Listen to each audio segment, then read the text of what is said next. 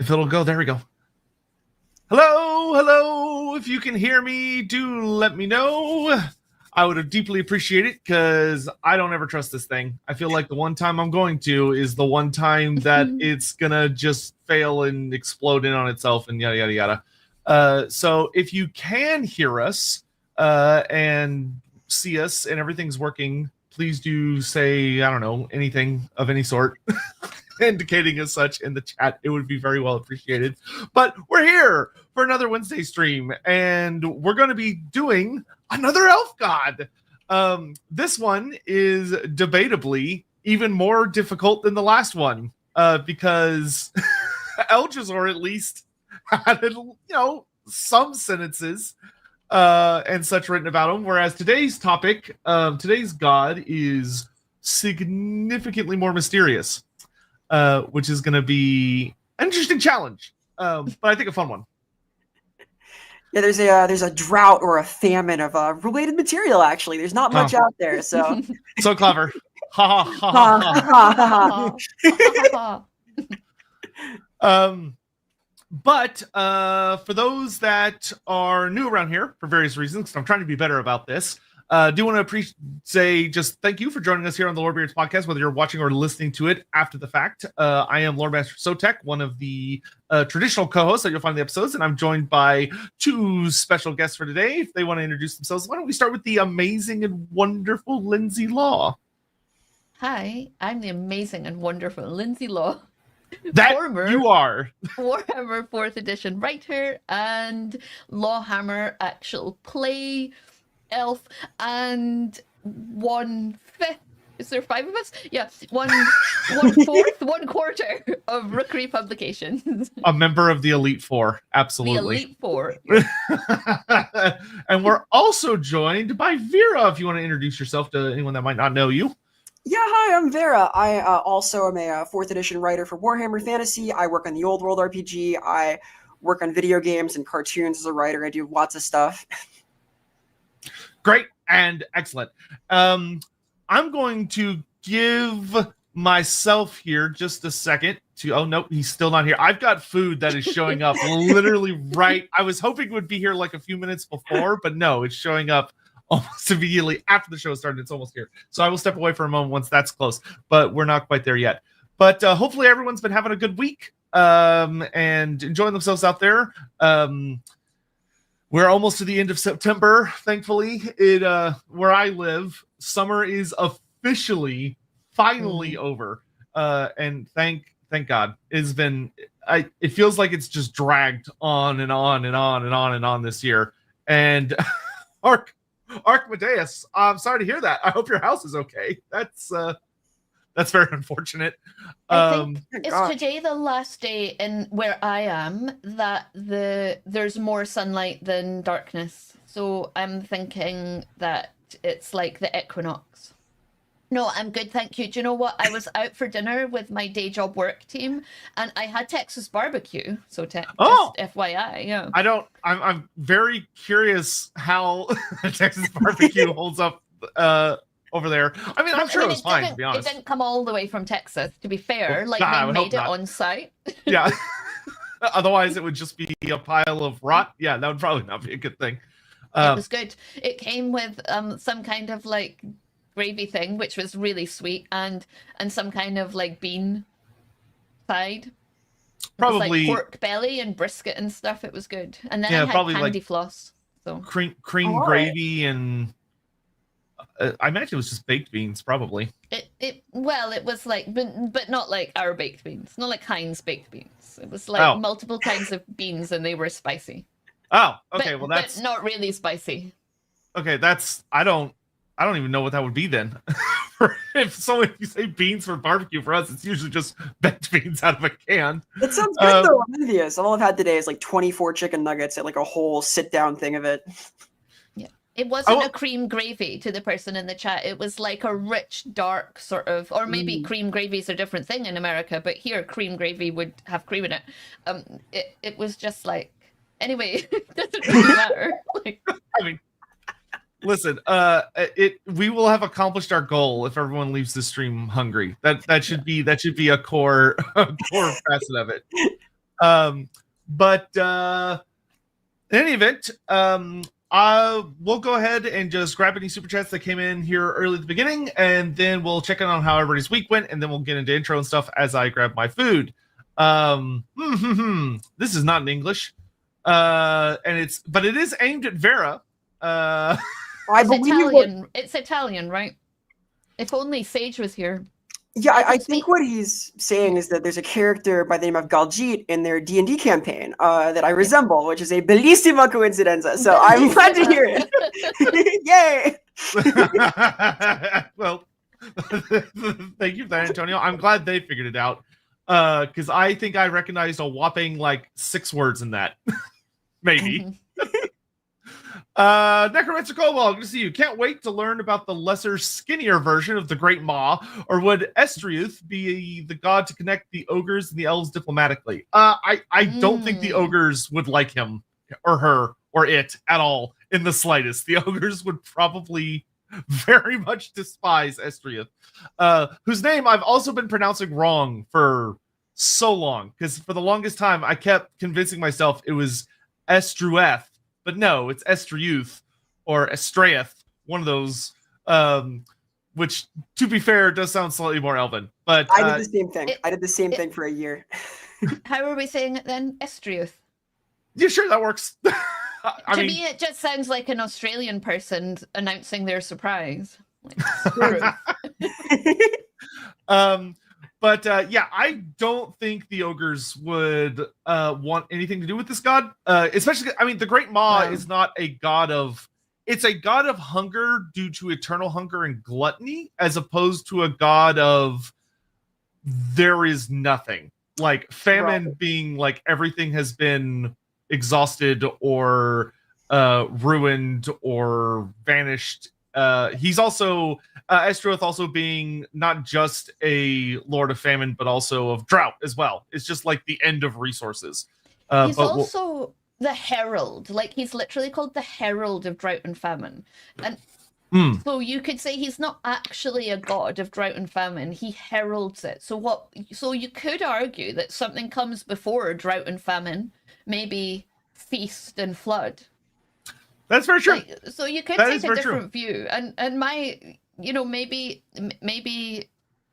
we could talk about how the 5 elven gods that escaped to the mortal realms, how they did that, why they did that, what they might manifest as, and maybe he would manifest as the Great Maw. Very interesting. Controversial, interesting. Let's see. Dumbo, really enjoying the old world RPG. Elgy, oi, oi, oi. Hey, glad to hear it. Wonderful. Good. That's excellent. Okay, why don't y'all take a brief minute, if you'd be so kind, just kind of like, I don't know if y'all want to talk about your weeks or just engage with the chat for a second. I'm going to go, my food's finally here, so I'm going to go grab it. If y'all would just hold the fort for just a minute, I will be right back. Okay, we haven't had this super chat, have we? I can do it. I've got the power. Look, finally caught live after a while. Take my money. We will. Thank you so much. Thanks, man. Well, how was your week, Lindsay? What did you get up to? My week is so busy. It's really like a crazy week. I've got work, multiple jobs, work all over the place. I've got like people's art shows to go to. I've got aerial classes. I was learning new like different climbing techniques, which were great. Yeah, really good fun. But I'm like so addicted to aerial. So like I did it on Monday, and since then I've been like, I really want to try out that climb, but not many places you go just have ropes you can start climbing up. So sad, sucks to be me. More places should though, like just various spots. Yeah. I do have a rope in my garden on the old swing set, but it's not quite long enough to actually use to practice. How about you? Also busy until like this morning. Today has been rather relaxed actually, which is nice. But I was doing voice acting Sunday, and then on Monday I directed voice acting. I've been editing stuff. I've been teaching things. I've been doing meetings and discussions for planning purposes of various projects. But a whole thing. Today was relaxed though, which is nice. Good. Alrighty. So with that, I'm glad you both had a good week. And Lizzie's right. We need more jungle gyms for adults in random places in the world, where people can just enjoy themselves. But let's go ahead and I'm going to BS my way through an intro, which is never going to sound as good as if Andy does it, because Andy just has some immaculate superpower for that. But I will do my best here. So, setting the baseline for Estreuth ultimately boils down to, for those that are unaware, the Elven gods have been through quite a bit of evolution in Warhammer. All through, if you go back to the earliest days, they did a lot of bouncing back and forth between 40k and fantasy, which is why there are a lot of strong similarities, with 40k very much leading the charge on a lot of things, where they established things like the Eldari paths and a lot of these other aspects that kind of started to bleed back into fantasy. But in the later editions of fantasy, notably 7th edition and 8th edition, fantasy really kind of went its own way and started to develop a significantly larger pantheon than the 40k version of the Eldari pantheon. And in 8th edition, it got huge, where we jumped up from, if you go back to like 6th edition, only having a handful of gods, to going up to around 22 when we hit 8th edition, not including the Ancients of the Forest. So it is a pretty packed little cast. Unfortunately, 8th edition was setting up the groundwork, it felt like, for a lot of potential things that could happen, with a lot of these new gods getting some pretty fun examinations. A lot of them got little lore blurbs when it came to various units that really expanded a lot of what the Elven Pantheon could be, and then the world blew up. But what little bits we do have about many of the gods that were added, notably in 8th edition, laid some really interesting potential threads that could be pulled at that never were. So we're going to have the fun of seeing what would happen if hypothetically we were to pull these said threads. A few weeks back, we actually did a stream where we tried to flesh out in detail Eldrazor, which was actually a really fun time and went some really, really interesting places. Eldrazor, though, of course, had the advantage that he actually was associated with several units, notably like the Sisters of Slaughter and the Eternal for the Dark Elves and the Eternal Guard for the Wood Elves, whereas today's god is significantly more mysterious. Estreuth is, most of his or hers story comes from a tale about what are known as the Elinili, or the Elinili, however you want to pronounce it. And essentially, they were the children of Elinil, which, if you go way back in the day of Warhammer Fantasy, there used to just be a god of destruction, which is Elinil, and he was said to have 100 faces. And like one of his faces was Mathlan, another one of his faces was, I think, like Hukon the Sunder, etc. But then in 7th edition, they made a decision to make it where Elinil was not a god that wore 100 masks, but instead was a god that sired 1,000 children. And his children, the Elinili, were the gods of destruction. So each of his 100 children represented a different aspect of destruction in some way, shape, or form. Most of them were natural disasters, but some of them were more like concepts. For instance, Drakira, the Queen of Vengeance. And the way the story goes is that the Elinili and their father were having a grand old time terrorizing the elves of the mortal realms and causing wanton destruction across the world, just being terrible by all notable ideas. And poor Isha, the mother of the elves, wept to see her children suffer so terribly at the hands of hunger and fire and floods in the ocean and storms and all sorts of just horrible maladies. And a completely reasonable, totally not backseating Drakira pulled a few strings and allowed or pushed Isha's tears of sorrow to instead turn into something colder and more desiring revenge, one might say.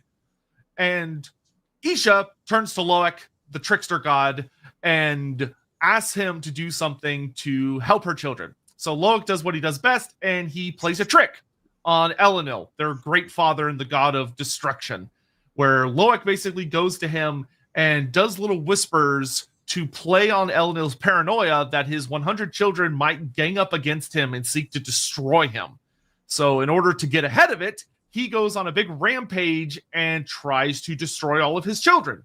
And according to the myth, 95 of his 100 children are killed or devoured or absorbed, or something happens, and they're all said to be dead, but 5 of them escape to the mortal realms, because that was the only way to get away from Elenil, is that they had to leave the realm of the gods and flee to the mortal world in order to get away from their father's wrath. Those 5 being Mathlan, the god of storms and the sea, Adioth, the bringer of fire, Estreuth, the lord of hunger, Hukon, the sunderer, and Drakira, the queen of vengeance. And they managed to get away from dear old dad, with some of them having slightly more epic or difficult trials than others. And he seemingly remains up in the heavens, unwilling or unable to come to the mortal world. And that is basically all we kind of get. For Estreuth, as far as that story is confirmed. We have quite a bit of stuff about like Adioth and Mathlan. Those are 2 particularly famous ones. But Estreuth and Hukon in particular are very, very mysterious. And very little is known about them. One of the things that was rather amusing to me for Total War Warhammer is that when they had to, they decided to do a tech tree for the Wood Elves where all of the elf gods are represented. And it's super cool and it's really well done. It's got like Q artwork for all of them, representing like a concept or showing like a potential version of them. And there's little lore blurbs with all of them. And for Estreuth, the Herald of Famine and Drought, or the Lord of Hunger, they all the lore blurb that they really kind of managed to put for the Wood Elves was that the Wood Elves, or it said something along the lines of, the elves know that just as there is a time for abundance and plenty, there is also times for the opposite. And that's basically all they say. They're like, yeah, it's, I guess, a thing. And then they move out from there. But there is one other notable thing to note about Estreuth, other than also just as a fun fact for anyone that wants to have a cute little laugh, is that in Total War they spelled their name wrong, because that's how important of a god it is, because they put Estreuth, so it's an A instead of a U, but you know, it happens. Which is that one of the things that was particularly interesting for Estreuth is that in the 8th edition army books, they brought out these really, really cool big circles that all these beautiful elven runes in them that are called the Pantheonic Mandalas, which basically are a not necessarily super well thought out organization of how the various elven cultures kind of rate the different gods in importance. And they're a little finicky, and they have some problems, especially because a lot of people didn't know that the High Elf one actually was published, but it was in the like the Army Colors mini book. The heraldry book for the High Elves, not in the actual Army book. But in the Wood Elf book, the first 2 that are kind of tied in prominence are the Ancients, which are like the super ancient forest spirits like Durthu and such, and then Kurnos and Isha, because Arrow and Orion, obviously. But then in 3rd place is Estreuth, which is very interesting, but it probably will make sense once we get into talking about it, that the Wood Elves hold them in very, very high regard. And that, I think, is a suitable enough starting point. Very, very short intro by the standards of how we normally do intros, but like I said, there's not a whole lot to say about Estreuth. Oh. All right. So I don't know if there's any particular place. So I know I did some research. Oh, go ahead.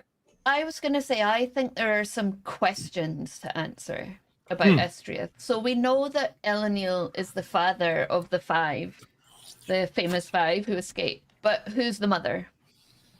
And what clues might there be in the story as to which god would consider themselves a mother? Do they have a mother? Or did they just spring forth from Elenil in a font of destruction?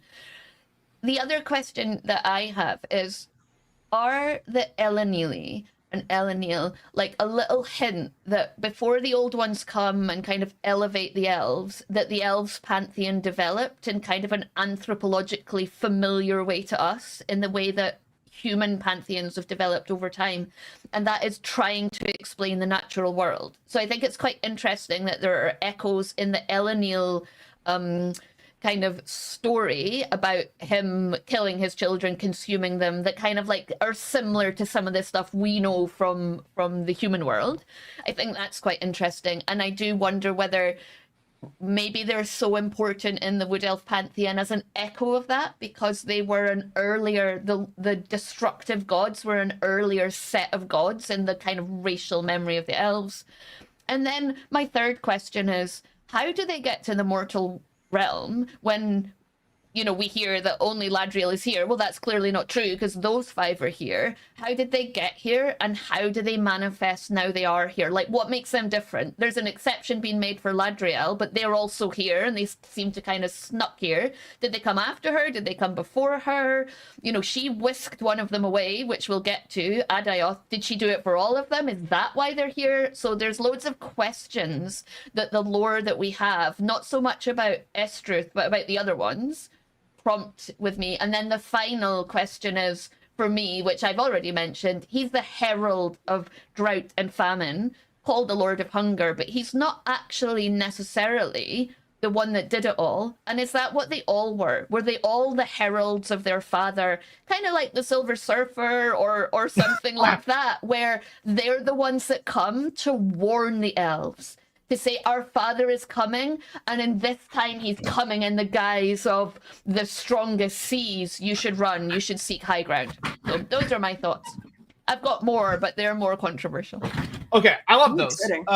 Because I think those are some really good points that we can start with. I think, unless anyone disagrees, the one that I think I'd really like to start with is the idea of them kind of like pre-existing the real gods. Like the once the old ones show up in the ether and like, you know, they bring the gates and magic floods the world and everything, of those gods literally being walking around entities. One of the things that I think reinforces that well is we do have notes that there were things worshipped as gods before the coming of the old ones. Yeah. And before the coming of chaos, that there were various groups around the Warhammer world that did worship various concepts, just like in our world's history of like when you see something that's beyond comprehension, you're like, oh, well, that's a volcano blowing up. Obviously, God is pissed. And I think we have to imagine an elven world before the old ones came, and elves who were like a younger species who, you know, they didn't necessarily have magic and technology and all the stuff that they came to later and that the old ones helped them get to, because otherwise they wouldn't have had gods, I don't think, that were of those primordial forces. Because if you have magic, those primordial forces aren't primordial forces to you. They're not things you're scared of. You can magic up a seawall. You can have you can do loads of stuff that you can't when you're a simpler species that doesn't understand the reasons that the spine of the world cracks and the fire comes out the world. Well, it sounds like that world was quite arduous too. I mean, I can't even imagine 95 other kinds of disaster. That's a pretty wide range of horrible things, right? Yeah. Yeah, and one of the things at the mercy of nature is what it says to me, that's what the elves were before, in the before times. Yeah, well, especially if we keep in mind that the old ones are said to raise up a lot of these species, perfect them from the old one standards.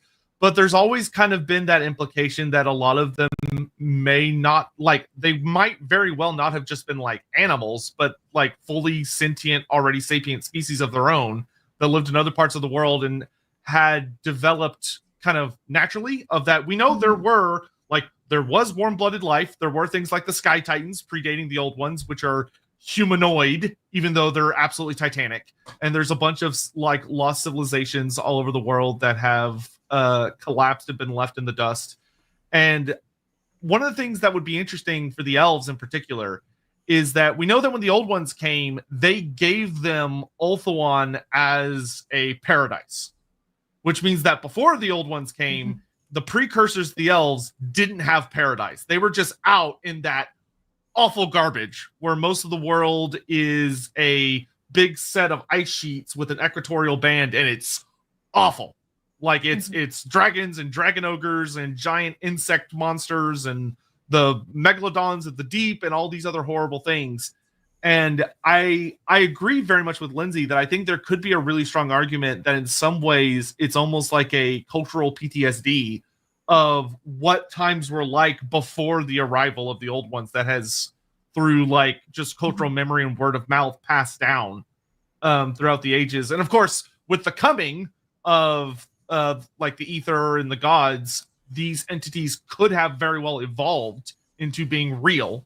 But by that point, maybe only the ones that the elves consider truly relevant, the forces that are still enough of a threat, where, you know, like even if you've got decent wizards among you, there are ways that, you know, famines and droughts can still be a serious threat, or a volcano exploding with a die-off, or Mathland, of course, is very spooky. And I think there could be a really interesting thing there, that it's not necessarily that it could have been, and it's always a bit of a mystery whether these ancient elven myths are definitely 100% what happened, or if it's more kind of what Lindsay is suggesting. It's more like a how our world tells stories about, oh yeah, this is definitely what happened with Zeus and Kronos and all these other guys. Yeah, and I think there's a story, I think is it the opening of the Tome of Salvation from 2nd edition, which essentially says, yeah, it's both, in a way that humans don't understand. So it's written by a lore master, and he basically says, so did the old ones create the elves and the or did the elves, are the elves the children of the gods, or did the elves create the gods? And he's like, yeah, that's right. Oh, yeah. Okay, thanks for clearing that up. So there's something weird in that relationship that the elves have with the gods already, that means you can say they're probably an echo of the before times, but they're also now gods who could have their own avatars, who are gods in the elven pantheon that can interact with Isha, that are, you know, tucked away in the mortal realm. And, you know, Estreuth is too scared to go back because he doesn't want to get, like, hit, boshed on the head. Elves giving a straightforward answer? Yeah. Impossible. I mean, from the elves' perspective, it was a straightforward answer. Yeah. They simply said, yeah, it's both. Yeah. It's not his fault the human doesn't get it. Yeah, I'm glad you understand it's both. Yeah. Vera, is there anything you want to add on that from, like, maybe more of like an anthropological angle or anything, or do you want to just hop on to the next one? No, I think there's something to this. I think that assuredly the reason that the prominence is so great in Athel-Loren has to do with being pulled from that paradise into a world where hunger is very relevant suddenly. There are, of course, deities of hunger that exist. I think, like, Fama is like we get the word famine from a god of hunger, right? That comes from that root, right? Explaining away these horrible things is just part of the condition. We need to make sense of the world and so on. So having that anthropomorphized in a real deity makes perfect sense to me. I also think that it could be that Estreuth could be important in Athel-Loren because they feel more than Ulthuan and more than Nagaroth. They feel the impact of famine on the people around them. So if there's famine or drought, those people around them in the past have encroached upon the forest. So famine and drought affects them because it prompts war and attack on their forest in a way that it doesn't for the other elven subcultures. Well, I think it goes beyond even the people around them as well, because they have this natural bond with the forest itself. And when drought happens, the forest dies. And that is felt deeply. Like, that is something that affects everyone in that high realm. They are all deeply affected by this. And it does happen because the forest operates in its cycles and it sees any kind of weather that can be felt anywhere else in the known world. So the spirits will dry up and die in ways that aren't really felt elsewhere. I think there's also the argument that for the wood elves, it's really important, as much as drought and famine are terrible in a lot of ways, they are part of the natural cycle. Yep. Like, there are just times where just as nature is going to have seasons of plenty, there's going to be seasons where resources are scant, where, you know, in summer it's hotter and drier and it rains less. In winter, life is a lot more harsh. A lot of things are going to starve and die in winter. That's just the natural way the world works. I mean, there's nothing crazier than when you're watching like nature documentaries and they're talking about, like, oh yeah, this creature that you're watching, this little shrew or whatever, is out in the winter and it has to eat like 5 times its own body weight every day in winter, or it's going to starve to death. And you're like, okay. Yeah, and it's not to say that Nagaroth doesn't have hunger, like it's the land of chill, right? But in Nagaroth, the Druchii are much more self-determined. They're much less likely to be like, well, we respect the cycles of nature. They'll be like, hop on the Black Ark and let's go raiding somewhere hotter. Let's go and get some food. Like, it's something about that cycle, that it's a natural cycle. Like, you're right, like even snow is drought in some ways because and vice versa. So yeah. Yeah, the hunger in Nagaroth is almost by design, right? Like, it's a feature. Exactly. Great. Yeah. So they're like, well, we're not going to worship you. I just think, obviously, they worship him, but not in the same respect for that cycle that I think maybe the Athelorn would else. I kind of wonder if it ties into what Lindsay was saying earlier. If he's a herald, then as opposed to like the direct cause, but more of a warning. That the Dark Elves, because of their use of Dar and slavery and all these things, they just don't really care as much because they will abuse the resources they have in order to avoid it. Whereas for the Wood Elves and the High Elves, there might be, the Wood Elves especially, it might be that there's more of a respect that certain things have to happen, that certain cycles have to be acknowledged and allowed to go through, even if it's harsh. Yeah, and I would say, like, if you think about the connection between Nurgle and abundance, you could argue that famine and drought, like if you think about in the real world, like fire can help regenerate a forest, right? If you only ever have abundance, then what you get is potentially a world that gets quite sick, it gets quite ill, like Nurgle creeps in, Slaanesh and excess creep in. So perhaps drought and famine are a natural part of the cycle of life, that if you reject them, in the Warhammer world, you get something quite bad because Nurgle creeps in, like disease can run rampant in that time of plenty. I think that's actually a very, very good point. Because Estreuth, although it is a god of destruction, and if it's running rampant, obviously that would be bad. Like if Estreuth is out of balance and is going absolutely crazy, then that would be terrible. But it does really feel like it is a very natural component of, if it's not respected, things can get ugly, which I think, Lindsay, once again, that I really, really do think that leans heavily into why they operate as a herald as opposed to the other siblings, which aren't usually called heralds. They're more of like embodiments. Yeah. If he is, it could be that their heraldry doubles up as not only is it a warning of that hard times are coming, but also a warning that hard times need to come. Yeah. It begs the question to me, and we can get into this later, but like of what a acolyte, a believer looks like. Because I like to think that the elves generally resemble the deities they hold as really important, right? They seem to take on that aspect. And in this case, maybe that means they're cautioning others. Yeah, I'm getting real prepper vibes from. Ooh. Yeah, I know that's like lighthearted, but yeah, I am getting kind of prepper vibes, like that kind of, like the herald, the caution. You know what they remind me of? It reminds me of the sects of humans who worship Ulrich and look forward to Evernacht, and they're like destroying food stores to warn people to help them prepare for Evernacht.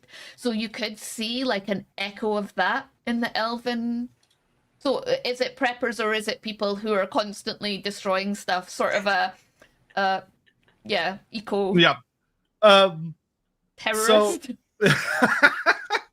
Yeah. So I think the next one that would be good to dive into would be, I think discussing the Elenili or the Elenili for a moment is also worth examining as far as what are they exactly in relation to their father? Like, do they have a mother?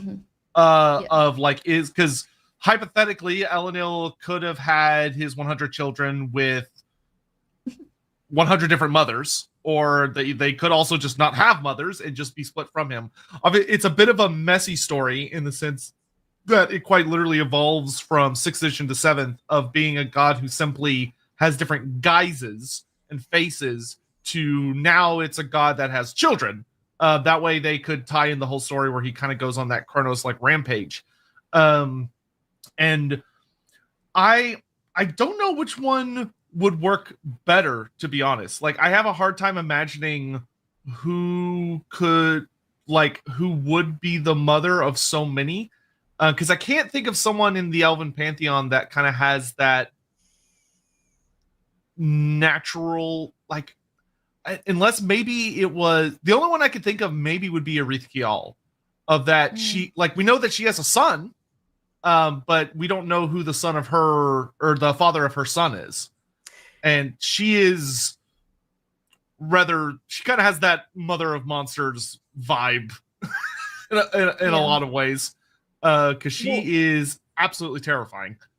If we're going to see the Elenili as these manifestations of natural forces, Isha could be an option for the mother because she is this maternal figure. And also it makes her ultimate decision to have them destroyed interesting. Yeah, that would kind of have a fun spin on when you think about how nature works, that a lot of creatures, a lot of animals in the world, one of the things that you see a lot on nature documentaries is that when like a new male moves in to take over like a pride of lions or a group, they will try to like kill all of the children of rival partners. The idea that maybe what set off Elenil's path of destruction was the children of Isha and Kurnos and seeing them as a threat. Well, I quite like the idea that Isha's the mother and Elenil, and that because she's fecund, she's the mother goddess, and she's prominent in the story. And I think if you think about Drakira and Drakira's vengeance comes with a cost. Like, Drakira's the one that like turns Isha's grief at what's happening to her elven children, so her other children, into a weapon. But Isha doesn't want the Elenili to be killed. She just wants them to be stopped. And Drakira, with her shaping of the vengeance, the tears into vengeance, and Loek with his trick, is what makes them killed. And I think that really fits in with the myth of Isha and her tears. She wanted them to be stopped to protect her other children, but in doing so, she actually caused the children of hers that were the children of nature, the natural forces, to be destroyed. And that would fit with the Drakira. You'll get your vengeance, but you'll be changed and it'll come with a cost for you. I really like that. I think that actually works really, really well, because that also that really establishes that founding warning myth of Drakira. Because Drakira, like, her motivation in it is genuinely kind of horrible, of that she wants to be recognized as big of a threat as the rest of her siblings. And so she concocts a scheme that kills the vast, 95% of them, which is awful, but she gets her point across. I think the idea that, I like that a lot, because that could also explain why Isha maybe is more hesitant in like future scenarios to turn to war or to turn to violence as a solution. Of that, the one time that she kind of allowed it, like, it got so out of hand. And could also be argued that it threw the world out of balance. That because 95 of the destruction gods are dead, that when chaos comes, the elf gods don't have the power or the numbers needed in order to deal with this threat. Or that, a lot of the chaos ultimately in all four of their guises, they're kind of these cancerous life gods that are kind of like spiral out of control. The idea that I really do believe that a lot of these destruction gods in their ways, kind of how Estreuth is a somewhat decently implied counter to Nurgle, perhaps there were stronger prisons in place or jailers for the rest of the dark gods that were removed. Oh, Vera, you still there? I don't know if she... Our realistic creature realistic creature has frozen. Well, my hair doesn't look very realistic because the green screen for some reason just keeps on thinking that my hair is chair and putting like little black dots in it. My hair is chair, everyone. Help me. Save me from Andy's too big chair. I have no idea how big this chair is for me. I've got to like get a little step ladder to climb onto it. It's a nice chair. It's comfy to sit in. But well, yeah, for big people. For me, I mean, it's like, yeah, it's like my poor mother. She's the only person in my family that's not like over 6 feet. So we have to have pillows by all the couches so she can have something to lean against, because she leans all the way back. She can't get out of the chairs. Do we want to take some of the super chats? Yeah. Now, or am I in the wrong? I don't know what order we do this. No. I think that's great. Oh, we already did that one.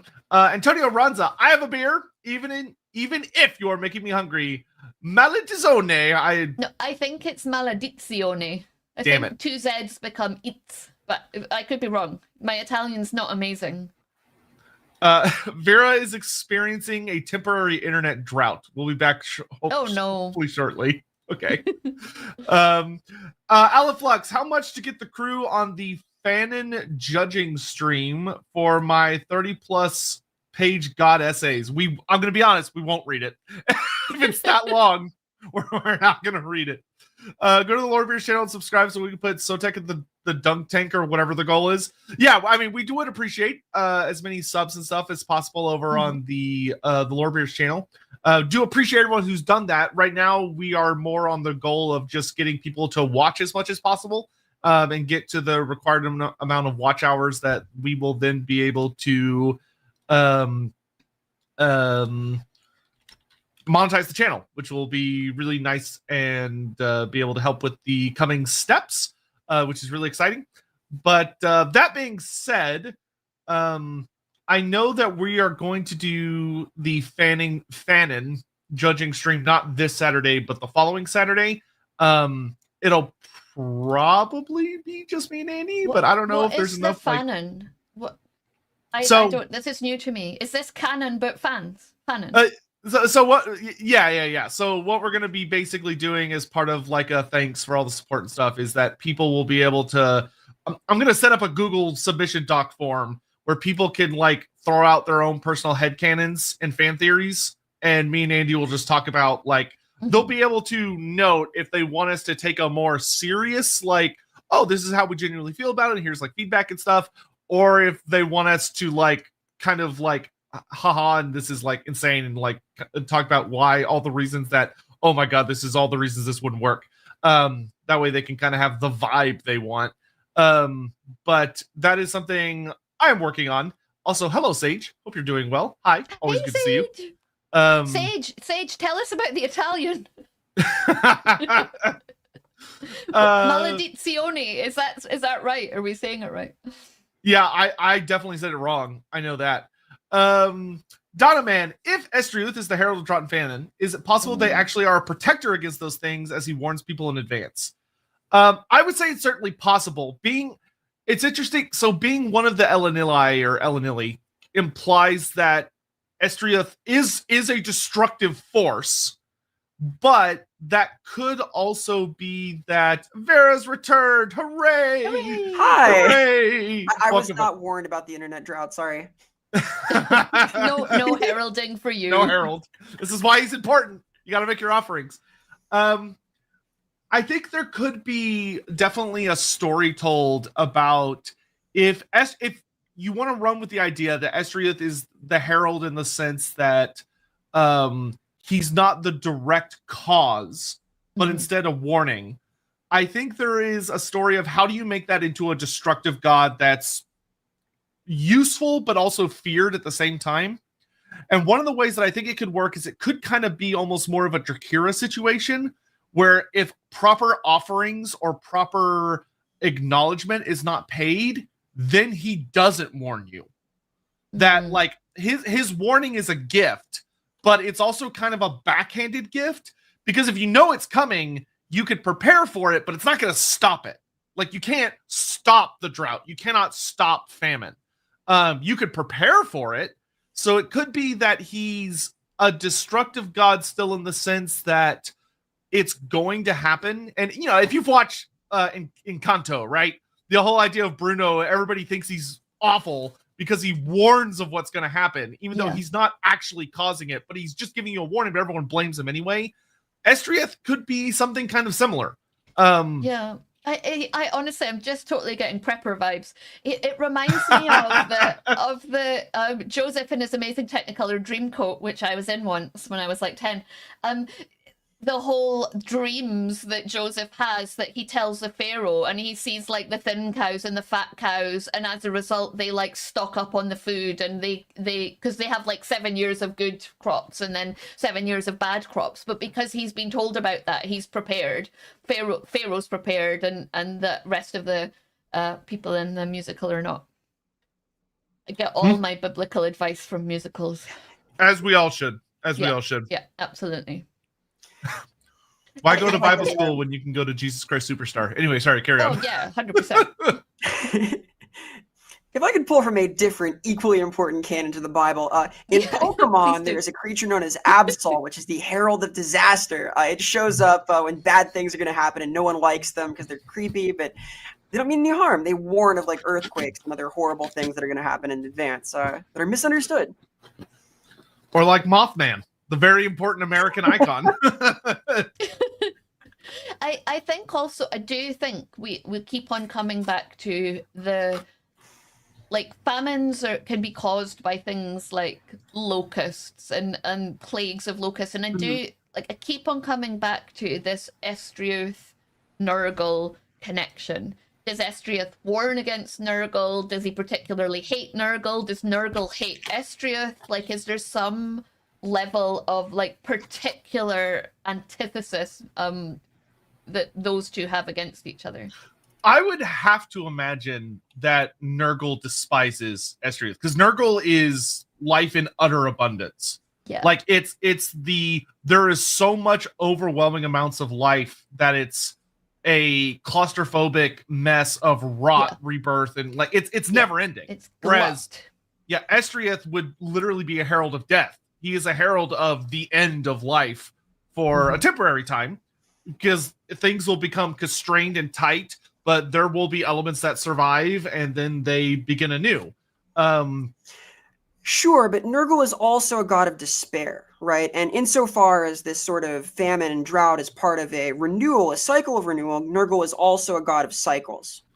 So it might be more complicated than that, because like the distended stomach of someone who's starving in a desert is that feels like it aligns to Nurgle's project, right? Yeah.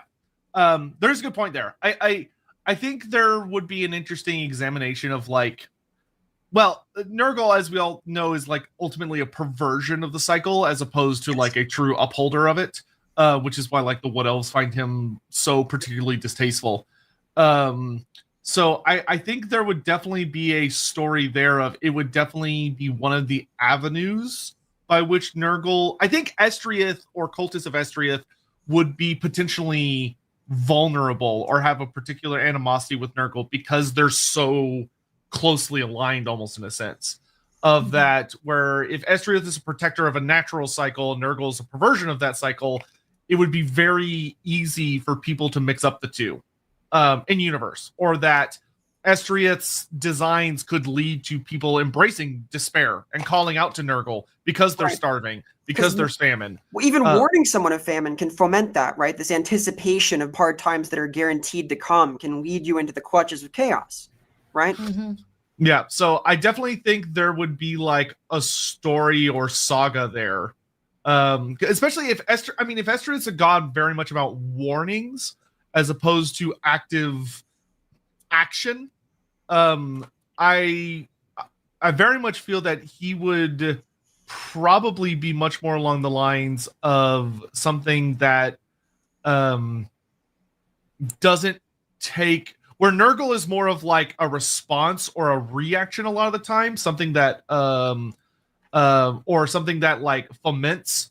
It feels more like Estreuth is that one sign that shows up that gives you an alert that something is coming, an alert to prepare, but doesn't actually help you prepare in any way, shape, or form. And is very much you're kind of left to your own devices, which in and of itself is dangerous, but I also feel like that helps with that ultimately destructive angle of I don't think Estreuth maybe would care that much. I don't imagine them being a particularly warm kind, especially because a lot of the time, Herald and Famine and all of that is often associated with winter. That that cold, frosty end of seasons, where everything is dead, everything's dying. There is no growth, and you just kind of have to endure. Which is like the best in many ways defense against Nurgle is that you have to endure and just try and make it to the other side, instead of giving into despair. I think that kind of famine and hunger. So as a Lord of Hunger, I think you're right that winter and cold and to a certain extent though that's informed by, well, certainly for me that's informed because I live quite far up in the northern hemisphere and I'm used to the seasons of like warm and cold, and rather than living closer to the equator and having kind of a wet season and a dry season where it's less about like not being able, it's about if the rains don't come then you're really in trouble, and it's kind of like you expect. We're quite lucky because we can see we have a cycle that's quite predictable, and every now and then something awful happens, like you get a potato blight or you get like slightly less rain, but it's not as devastating as, you know, what Vera was talking about earlier. If you're living close to the equator and you get the drought and the rainy season doesn't come, like there's nothing. There's no cries foraging. In Texas. Yeah. yeah, cries in Texas. Yeah, you get it more than I get it. Yeah. Hence why I feel like it echoes back to an earlier time when, like you were saying, Sotek, the world, the Warhammer world was a narrower window of availability for life. All right, let's grab a few more super chats and stuff.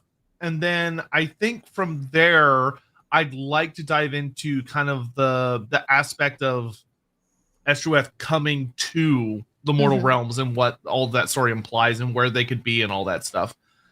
Cinchmeister, Estreuth, are they from Yorkshire in Australia? Almost assuredly. Yeah. I mean, Australia is a place that deals with a lot of really nasty droughts and floods. Like, hey, man, that is a predicament for them throughout a lot of the year.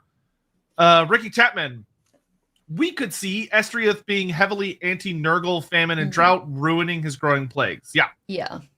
I mean, drought. It's interesting that drought and famine are often. It's interesting that if you're out in a more rural setting, they are often things that will bring an end to plague because life is dying out in droves. But in like a really cloistered, compact city, it can be a herald of plague, because there's so many people, and they turn to really not advised methods in order to survive, because it's just anything, and there's so much death, and there's like bodies rotting and everything, because there's not enough people to like get rid of the dead and all these other things, that it can lead to a notable amount of disease, which once again, I think it's unintended, but really important that he is a herald as opposed to a direct causer, because it's a warning to do something, to make the preparations. Like I agree very much with Lindsay about the whole Doomsday Prepper thing. Morning to Crescent. Elves, so perfect. The old ones stared at them and went to make ogres. I genuinely think there's an argument to be made about what the gods, the elven gods that came to the mortal realm, what they became when they smashed into the mortal realm. And I genuinely would say, could Estreuth be the Great Maw? Or have been smashed. Estreuth could have been there, and when the comet came, it could have smashed into the Lord of Hunger and done something absolutely terrible to him. So he like feeds out this like feeling of droughts coming, famines coming, and makes the ogres starving from then on. An unintended consequence. That is deeply, deeply possible. And something we'll get into just after this little next bit. Cole Patterson, there's a Greek myth about a king who fells a tree holy to Demeter. She gets the god of hunger, Limos, to curse him so he eats himself. Could you still tell a story like this in Warhammer with Isha and Estreuth?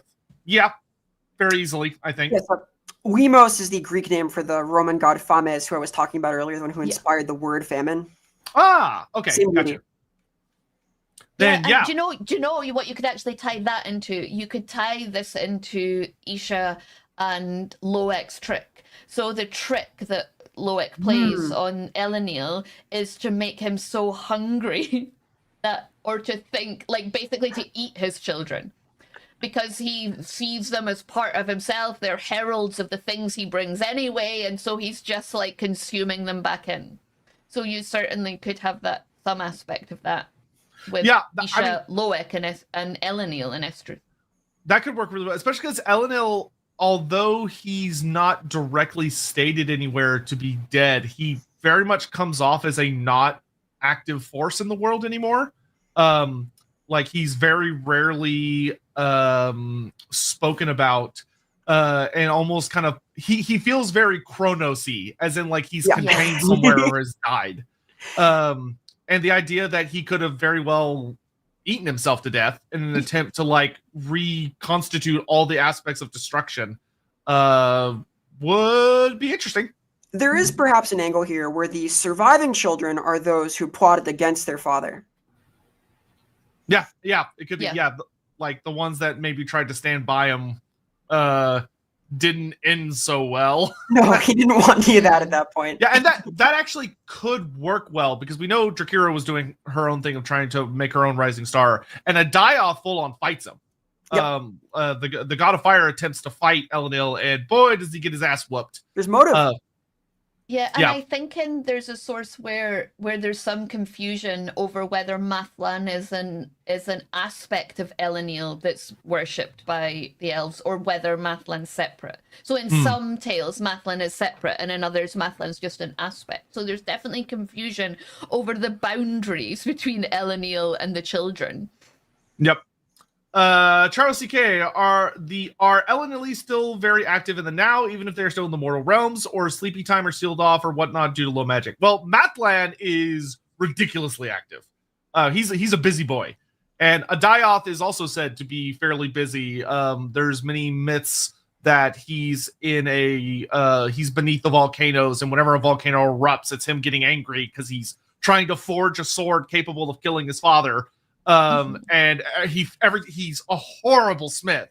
So every time he fails, he gets angry and he throws the sword. And when he gets angry, a volcano goes off.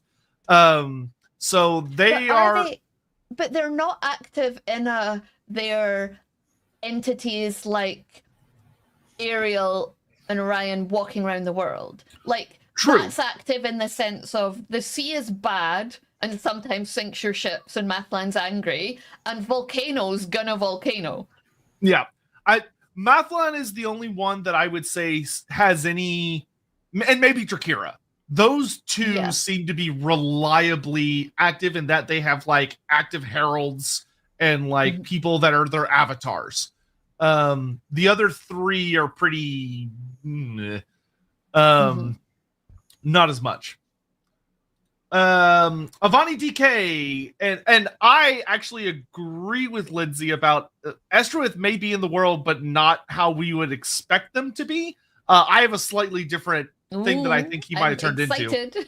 Avani DK, did the gods make the elves? Did the elves make the gods? Well, it's all a big ball of ether, timey-wimey stuff. yeah, basically.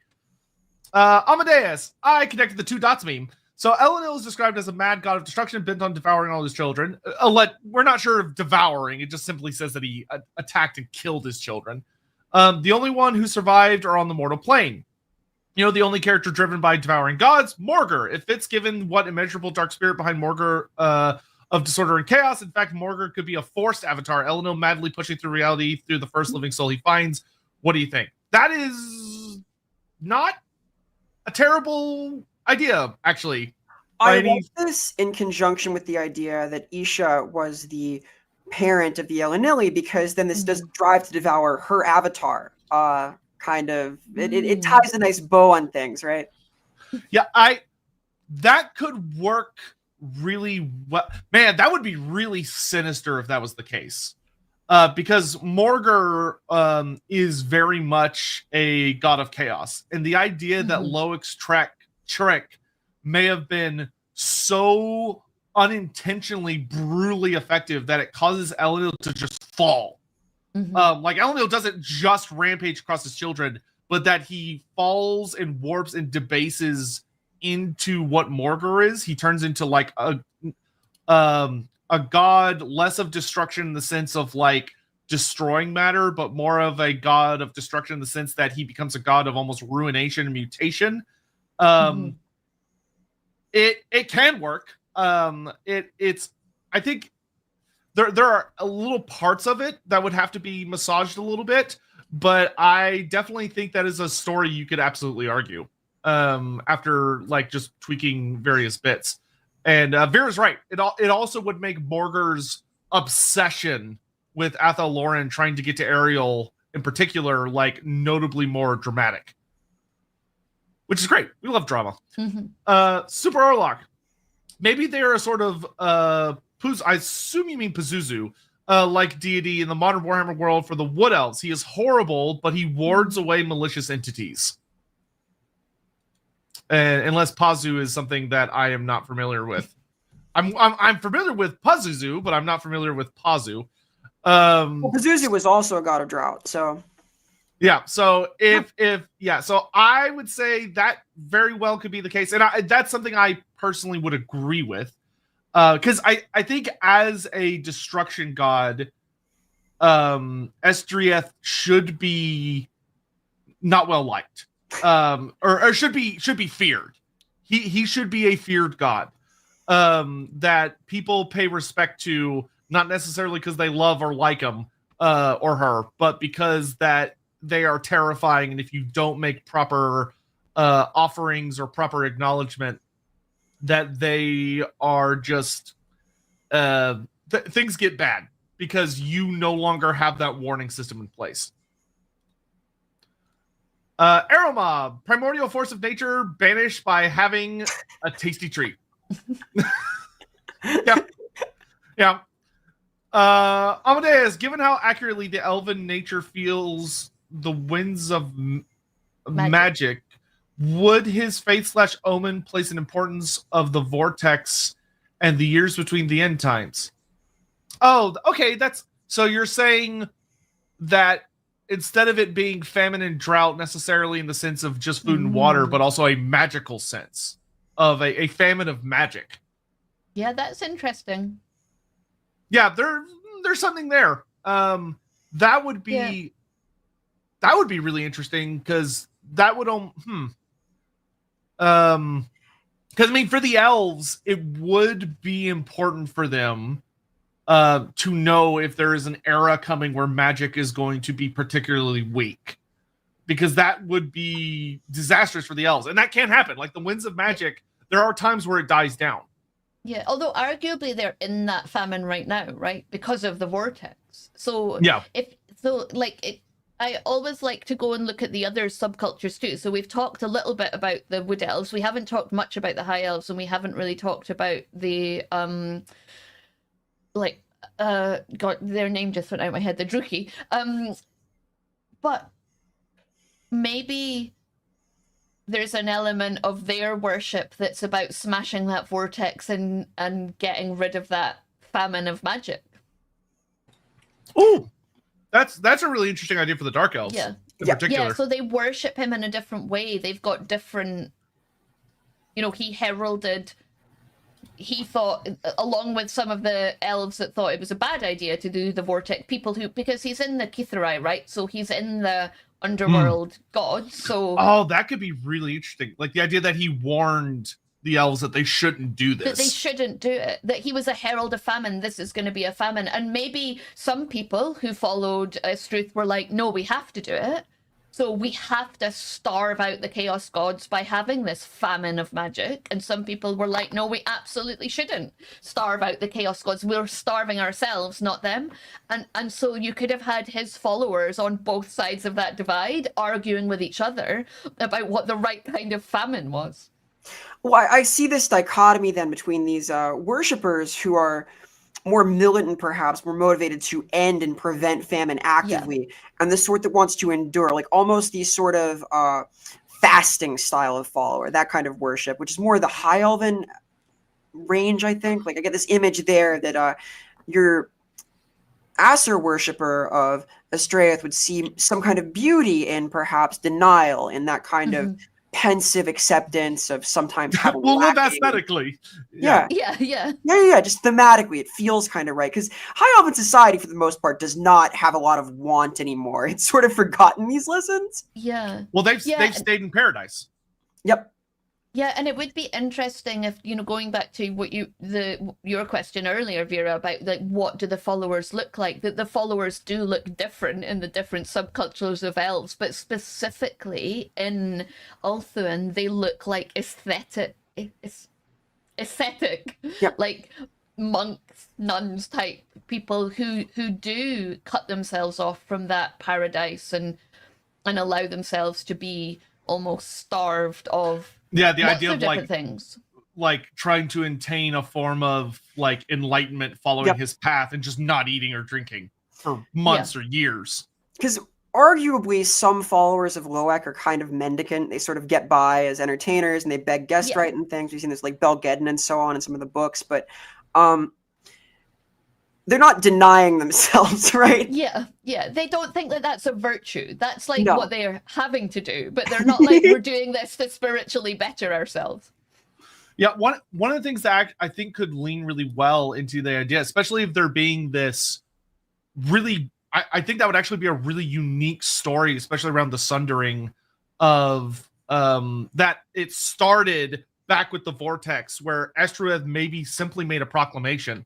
Like simply declare that this would portend a famine of sorts, but he doesn't give judgment. He warns, but he doesn't say like in the sense that, oh, you should not let the vortex happen or you should. He just simply gave a warning and that's it. Yeah.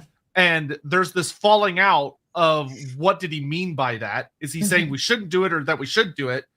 And then they split, with some of them becoming more of the high elf side of things and one of them becoming more the dark elf side. And of course, the Wood Elves thinking they're all ridiculous. But, and that allows for like this really unique, almost secret war that was between a cult that comes to blows during the Sundering, which would have been a fairly unique storyline. And that he's survived, but like in a place like Ulthuan, he would be pretty rarely worshipped. And the people that do worship him would probably be seen as really weird. People that are like just cutting themselves off, especially for elves, like the idea of cutting yourself off from a lot of indulgence in sensory pleasures would probably be seen pretty weird. I also really like the idea, right, that there's a worse famine of, say, magic to come. So we've got the vortex, and we know that's not the case, but they don't know that. It could be. And so you have a sect of elves who don't use magic for all the things elves do. They don't use it for building. They don't use it for so many different things. They're like the Amish of the elves. Like they don't use the modern magical technology. It reminds me of that character Sage played in that one episode. Yeah, where the elf was like, "Nope, I don't have any internal magic. I don't use it." I don't use magic. And she was like eschewing magic for a different reason, because she thought it was like spiritually bad for you. But in this case, it's because they think one day they won't be able to use magic and they need to be ready for that time. So they make their weapons, they make their food, they build their buildings. Like they don't live like other elves. That's really interesting. And that would definitely differentiate their worshippers of Estreuth from other followers on path. Yeah, and this I think could be really good for the Druki as well, because it would almost allow them to have what from our perspective would almost be seen as a more heroic lens, where they believe that their job is to prevent famine and drought. Yeah, so I think the Druchii maybe do this all the time. So the Druchii would turn their noses up at the high elves who worship Estreuth and like go out of their way to be like, well, I'm not gonna like use magic to do that, and I'm not gonna use it to do this, because the dark elves are like, you're kind of missing the point. Like, you have it, so use it. We're in the land of chill and we don't have it, so we can't use it. So we're living his truth all the time, man. Yeah, there's this like indignity to you to pretend to be hungry. What are you doing? Yeah. Like, oh my god, such typical Azure. Like, they don't even have hunger, so they're just pretending. They're so like luxurious in their hunger. Yeah, I imagine that would work so well, because that would be, for a lot of us, that would be that same frustration of when like there's someone that has access to like the best medical care in the world. They're like, nah, I'm gonna eat fruit and that'll cure my cancer. And it's like, what are you doing? Like, or like people who are like, you know, I'm gonna live like they did in, I don't know, let's say Roman times, because that's a more authentic way of living. And we're like, you know, when you went to like a swimming pool in Roman times, you ran the risk of catching like 50 million diseases, and like they didn't know about refrigeration. Like, modern conveniences are good for some things. Yep. Elemental Exposure says, would Estreuth be the god that brought us nasty diet food that people buy but can't actually eat? No, I think he would warn you against it, as opposed to giving it to you. Yeah. He'd be at the grocery aisle saying, you don't want to buy that. You're not going to eat it. Don't waste your money. Biofoot, when do we get around to the elven god of the ICP? Where do the elves get Fago? I don't know what either of those is. I'm so bad with acronyms. That is the Insane Clown Posse. Oh. And it is Loak. Yeah. Yeah, that would definitely be Loak. Necromancer Cobalt, while I would hesitate to be all oops, all elves, Estreuth becoming the Maw seems cool, considering what the ogres do and being the hardest race other than the dwarves to deal with elven diplomacy. I mean, you say that, but the elves actually have a very good history of dealing with ogres diplomatically, to the point that there are ogres, man-eaters, that guard some of the towers in Naggaroth, and the Wood Elves have manipulated ogres to fight for them on a ridiculous number of occasions. I would actually say the elves are in some of the best positions to manipulate the ogres, because a lot of things that the ogres want are things the elves can provide very casually, because they have magic, and they're able to produce and give a lot of the things that the ogres desire without it ruining them, as opposed to like a human settlement that has a very limited amount of resources that they can give the ogres. And when they run out of resources, the ogres then eat them. The elves don't have to deal with that problem. And the ogres find the elves to be kind of terrifying because they're so good at manipulating them. That a lot of, like, there's a whole story about an ogre tyrant who comes down to Athel Loren. The elves welcome him in, treat him to a feast, and from his perspective and all of his guys' perspective, they black out during the feast, and they wake up in like a Skaven undercity and just kill all the Skaven. And then some elf shows up and goes, hey, great job, here's the gold that we agreed on, and gives him gold. And he's like, never again. We're never going in there again. Because he got like they like. So maybe, sorry, on you go.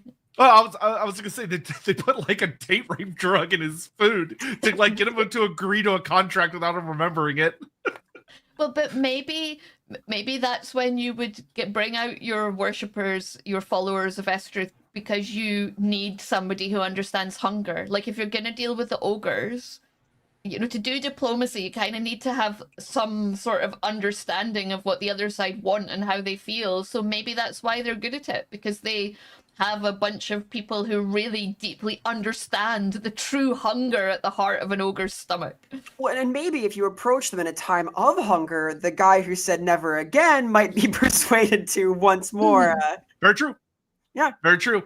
So I think this is okay, we got one more, so we can grab that real fast. Spinning off Amadeus's idea, could Estreuth be the one who gave Marathi her visions? Well, I think we've laid in the idea that Estreuth is a god of prophecy, right?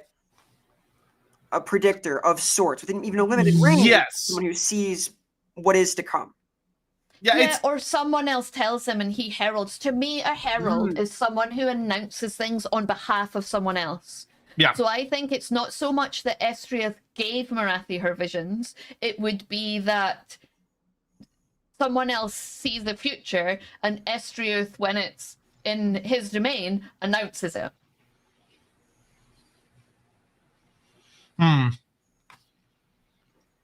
Because I think you do want Morathi. I think you want to have that, like, Morai Heg, the kind of fate-filled... Like, you want to keep that with the elves. Yeah, I would say personally that Estreuth, to me, feels more like a god that understands patterns and causality, as opposed to a god that sees the future. Because that starts creeping into the domains of other gods that are already well established. With like Morai Heg and Lilith being like the two big prophecy gods of different kinds of prophecy. So then, with the prediction for the vortex, it would properly be a analysis. It would be a counterpoint to this trajectory rather than a seeing of what's to come. I would agree with that. And that also, in some ways, makes Estreuth like not that almost in some ways makes him sort of an almost more reliable source of that he's not dealing with like the manifold paths of prophecies that can be misinterpreted and changed and altered very easily by all sorts of different sources. And you're dealing with Tzeentch and everything. If he's dealing with a very material sense of understanding causality and seeing what's coming based on information, like, you know, he's a god doing very careful arithmetic, so to speak. That would make it where he's maybe seen more accurately as a herald, because what he's saying to come is, once again, something you can't stop. It's not like it's a prophecy that can be altered or evaded. It's something that the moment he announces it, it's going to happen. All you can do is prepare. You can't avoid it. You can't stop it. You just have to try and endure it in whatever way that's going to look like, which he... And if we're going with, like, Isha being the mum and the Elenil being the dad, it's like the goddess of nature. He understands nature, plus the god of destruction. Like, he just understands the world. I feel almost like there's this sort of civic angle to this, where these problems are most pronounced when a lot of elves are in one place. And the elves don't really have any deities that relate to like the concept of civilization. There's the gods of learning, of course, and gods of like revelry and all of these things that come with civilization. But like this idea of like a organized prediction about the structure of hunger and thirst is, there's almost like this urban planning element. Yeah, well, I mean, ultimately boiling down is a god of warnings, a god that, like, if the elves have functionally notable points in their history were almost, you know, they were a global power. They took significant amounts of the world and they changed the world irrevocably. And their meddling, to put it very simple, is in very many ways like an echo of the old ones, who were also very big meddlers. And when you meddle to that extent, when you're basically a colonizer, you're going to fuck things up. You're going to cause severe disasters and horrific amounts of destruction unintentionally. And I think in many ways it could be argued that I agree with Vera that Estreuth would be the god that sees what the elves are doing, how they're planning things, how they're enacting things, how they're building their cities, developing their resources, making their gardens, their fields, and all these things. And when mistakes are made, the warning comes. Of course, I think once again, kind of dialing into that fear factor of Estreuth is that he wouldn't warn you far in advance to where you could like, oh, well, let's make changes. He would only warn you when it's too late. Yeah, like a herald. It's coming. It's coming tomorrow. Yeah, and then you have to basically survive, and then you can attempt to pivot. But I think I could definitely see there being like tales, especially during the colonial days, of the Elven Empire after the Vortex, where they have tales of when they tried to do things a certain way, and then the Herald of Estreuth, or one of his divine servants, or a priest of his, or something, makes a declaration that the city is going to fall to famine, or the city is going to fall to drought, and all they could do is either try and endure and survive, or they can starve to death. And that there's these tales of like attempted colonies that just failed because they didn't plan properly. And then that went into, there's always that thing of like, why didn't the elves, in the thousands of years that they had the option to, colonize Nagaroth? Why did they wait, until like the Sundering and stuff? And it could be that they did try and it just failed. Awfully. It's hard there. Yeah. Yeah, it's cold there. Yeah, and it sucks. And I think the idea that there's a story with Estreuth, every time they make these big mistakes, he shows up and heralds their disaster, and basically tells them that they failed, that the thing that the elves are supposed to do is learn from it. But it always comes at the cost of life. All of their rules, their laws about what to do and not do are written in the blood that Estreuth uses as his ink. Yeah, I do think, just thinking about Nagaroth and thinking about how Antarctica is like the biggest desert technically in the world, right? Like, I do think that in Nagaroth they live, like, Estreuth doesn't need to come and like herald the drought and the famine, because it's just such a fact of their life, the way they live. They're sailing off, and he's just standing on the shores of Nagaroth, like, no. There's one of Snake ringing a bell all day. Yeah. Yeah. He finally got tired and left. So one of the things that we haven't discussed yet, but I think that we've been kind of hovering around a bit, is Estreuth leaving the Divine Realms and coming to the Mortal Realms. So for those unaware, there's this notable aspect that the vast majority of the gods of the Warhammer world live within the Ether, or the Divine Realms of the gods, the Realm of Chaos, yada, yada, yada. But there are several exceptions. And the reason they are rarely come to the mortal realm is a matter of debate. But one of the big things is that Ashurin, the Emperor of the Heavens, the divine creator who is said to be the king of the gods, at least according to the elves, but there's, shall we say, suspicious lines that suggest he might have even greater influence, basically decreed that the gods were no longer to go to the mortal realms. That they used to quite a bit. And then he basically makes a big decree saying they're no longer allowed to do that. And several gods are implied to disobey this. But among the elven gods, they seem to almost entirely follow the rules. Though Ladriel, the Lady of Mist, is given this very unique exception where she's able to go to and from the Divine Realm to the Mortal Realm and back as she pleases.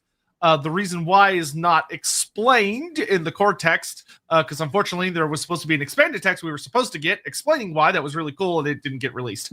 Basically being that she's his wife. But the 5 Elenili gods fled to the mortal realm to escape from their father's wrath. And Adioth actually not doing so willingly. He tried to fight his dad, and then I think it was either Ladriel or Ladriel. Yeah, Ladriel saves him. And I think that's significant because Ladriel's the one that's allowed. So it doesn't say that she whisks off the others, but you could certainly say if she's the one that's allowed and she was able to do it to Adioth, then did she do it for the other 4 too? Did she open the door? Yeah, I mean, that could very well be the case of that. Maybe because if all of them had been destroyed, it could have been that the elves would be without some without Mathland. Oh my gosh, the elves would be in a really, really bad place if they did not have a god that they can at least acquiesce to try and protect them at sea. And it could be that Ladriel saw the writing on the wall of that if all of the destruction gods perish, there is a horrible consequence. and she saves all of them that she can. And unfortunately, that's only 5 of them. Mm-hmm. And Adioth hates her for it. Like the other 4, it doesn't mention how they feel necessarily about being coming to the mortal realms, but Adioth is noted for despising Ladriel for saving him. Yeah, and we kind of have to talk about, if we're going to potentially think about Estreuth as a great maw, we kind of have to talk about Adioth as Firemouth, right? Yeah, that's very true. So coming to the mortal realms, gods could take a lot of different forms. Sometimes they become they evolve as an entity, because when a god comes to the mortal realms, they kind of have to, in some ways, obey the laws of the mortal realms. So in many ways, they have to change in order to fit within a certain paradigm, because the laws of reality literally press down onto them. So there's the argument made of, like, what form did they take? Like, there is a great debate among scholars within the setting if the great King Triton, this big titanic merman that's so big that he can punch black arts, is just a herald or son of Mathland, or maybe he just is Mathland, and that is like a matter of debate among some. There is the idea that or they'll take on like mortal avatars, where we have various gods of the elves that exist within the mortal realms, and the end times kind of goes on to imply the idea that all of the elven gods, except for like Ashura, and he's like the one guy that waits to do it, have taken mortal guises, where they they've become there is an avatar that represents them, that they are sort of bound very intensely to within the world itself. But Lindsay's theory, which I'll allow her to kind of go into, is basically that Estreuth did escape to the mortal realms and was running around doing stuff, and then he got hit by a comet. Yeah, by a comet. Yeah. And they do, so Firemouth is like viewed as potentially the offspring of the maw as well, and I think that's relevant because Adioth and Estreuth, obviously they're not offspring of each other, but they are related, so I think that...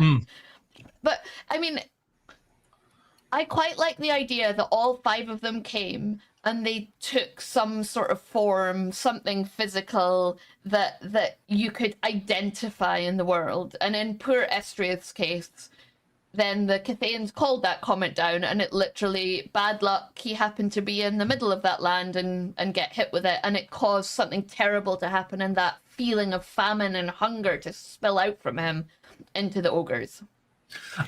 Yeah, the Great Maw is a god of hunger, but it's also a god of eating, which Estreuth is very much not. So it's this dark twist on it. It's indulgent, right? Yeah, you could argue that so if Estreuth comes to the mortal realms, I think there is something very much to be said that because the elves, most of them, especially during these eras of the world, lived in paradise. They live in Ulthuan, where they don't have to deal with this as much. And they're so gifted at magic, they don't have to deal with heralds and famines as much, that he gets drawn elsewhere in the world. That he gets drawn maybe to the ogres. We don't know anything about the ogres' faith or any of that before the coming of the maw. Yeah. Like, there is no doubt whatsoever in my mind that they worship something. Them and probably the halflings in this ancient era. Look, Andy's telling me it's not bad luck. It's Cathayans hate gods. It would be them fucking things hard on purpose. Yeah, so to go along with what Andy's saying, it could be that Estreuth is drawn to the people that emulate him best. So he's drawn to the ogres and the halflings. He journeys there, and he is their god. But that means the Cathayans have an active god on their border that is starting to influence matters in Cathay. That maybe Estreuth's worship is starting to be acknowledged by some Cathayans, like as this herald, he's beginning to appear to more and more Cathayans. Or maybe if Cathayan propaganda is to be believed, his influence is causing the ogres and the halflings to start eating Cathayans, and they're starting to attack Cathay more readily because there's just so many of them. And the celestial, because one of the big questions we've always had for Lorebeards and just myself is, why did Cathay go so hilariously over the top? Like, why instead of why like go it's so hard? Yeah. The Celestial Dragon Emperor at this time had at least 6 of his 9 divine children still hanging around, not doing anything. They could have, as far as we know, very easily gone over and kicked the crap out of the ogres, or at least contained them. I mean, that should have been Zhao Ming's job. But instead, he goes to DEFCON 0, grabs the biggest meteor that his entire court of astromancers can find, and throws it at them and tries to exterminate them. Well, yeah. This is so interesting because the inciting incident was the spread of famine on the border.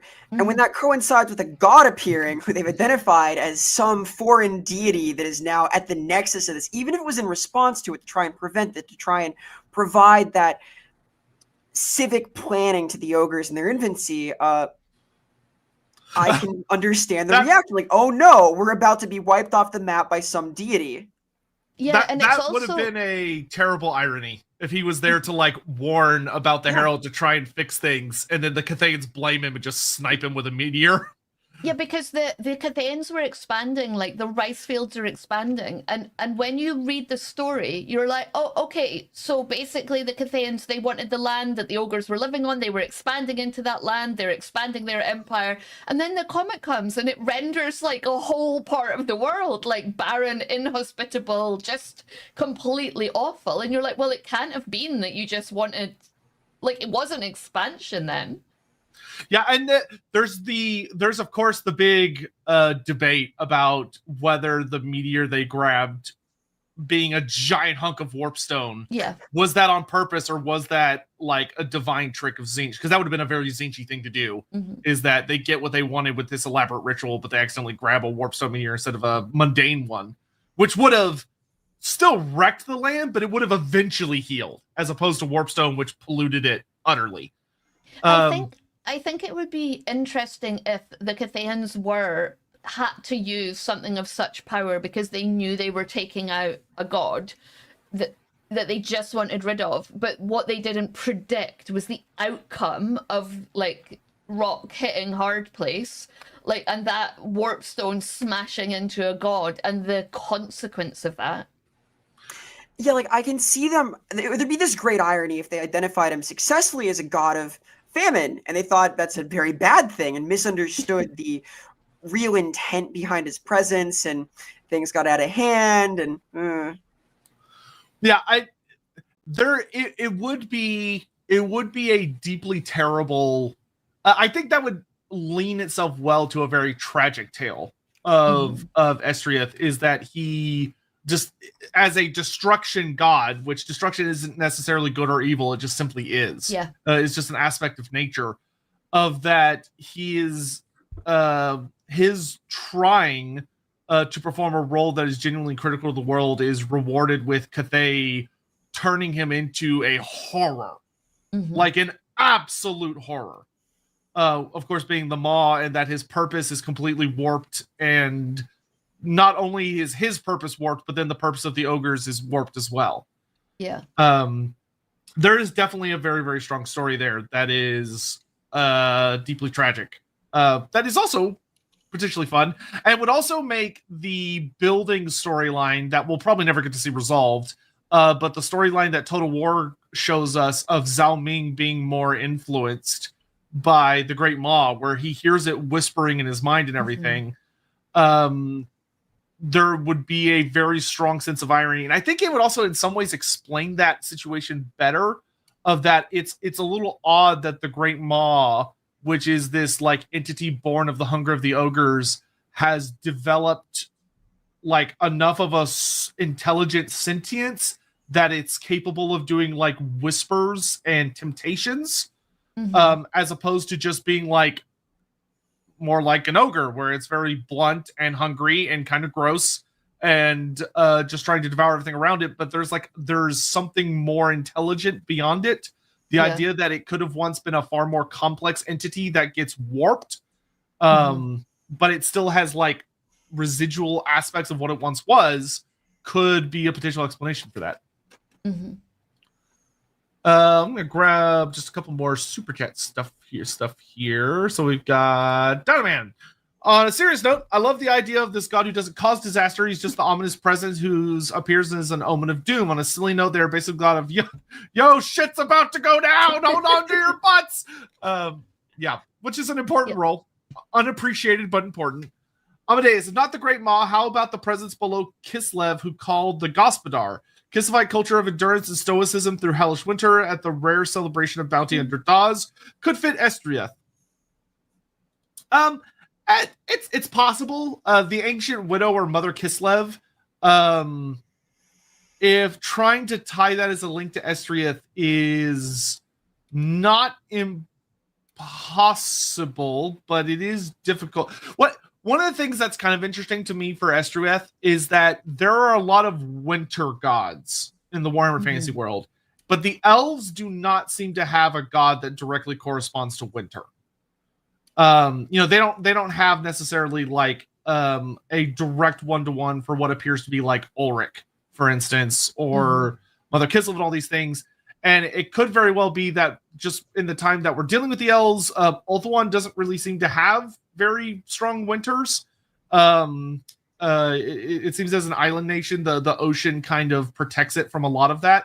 But one of the things that could be interesting is if Estreuth is being a herald of famine and drought and things that something winter's often associated with, if he was also a winter god or was the winter god of the elves,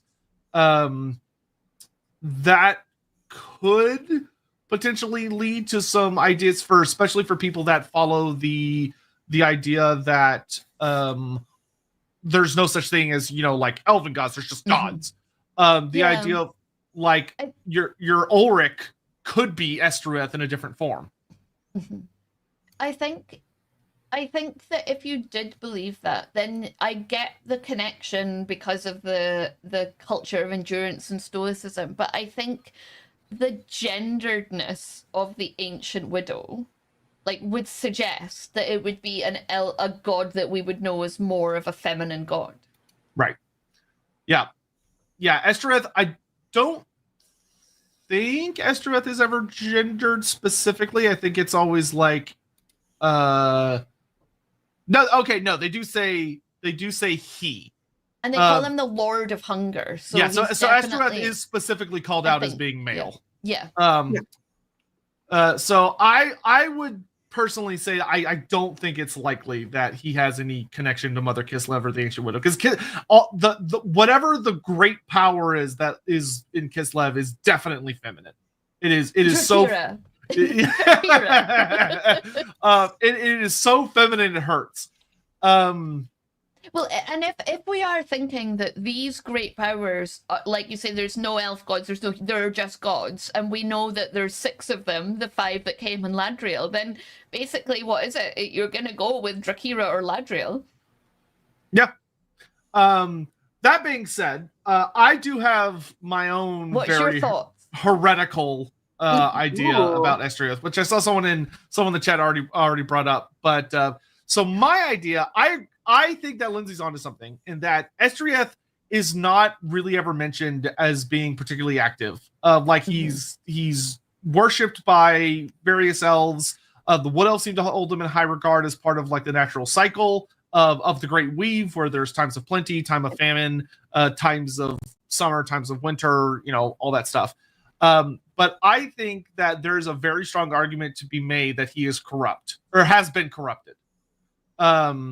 But rather than going the angle of the Great Maw, my attention turns to a character that people in the chat may be familiar with, but there is a entity that is given to the Beastman, but he's not a Beastman, to put it very bluntly. He's something other, which is a horrifying entity by the name of Moloch Slugtongue. Yo, he sounds awful. Yeah, and Moloch Slugtongue, his title is that he is the Famine Fiend. And the thing that's important about him is that he is a bringer of famine. And he's a horrifying creature, but he definitely comes off as being at least a demigod. if not more of a god, of that he is a bizarre entity that he doesn't have a flesh head. He has a bovine skull for a head because all of the flesh of his head, I guess, has been eaten off. He has no eyes or anything.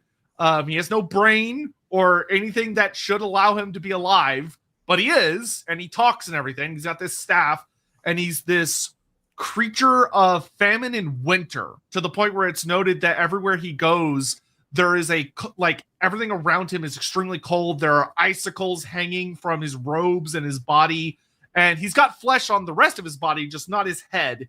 But his body is covered in sores and lesions from a lack of sustenance.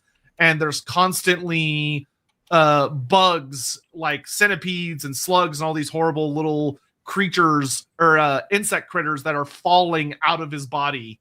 And he just wanders around, and he arrives and famine follows him.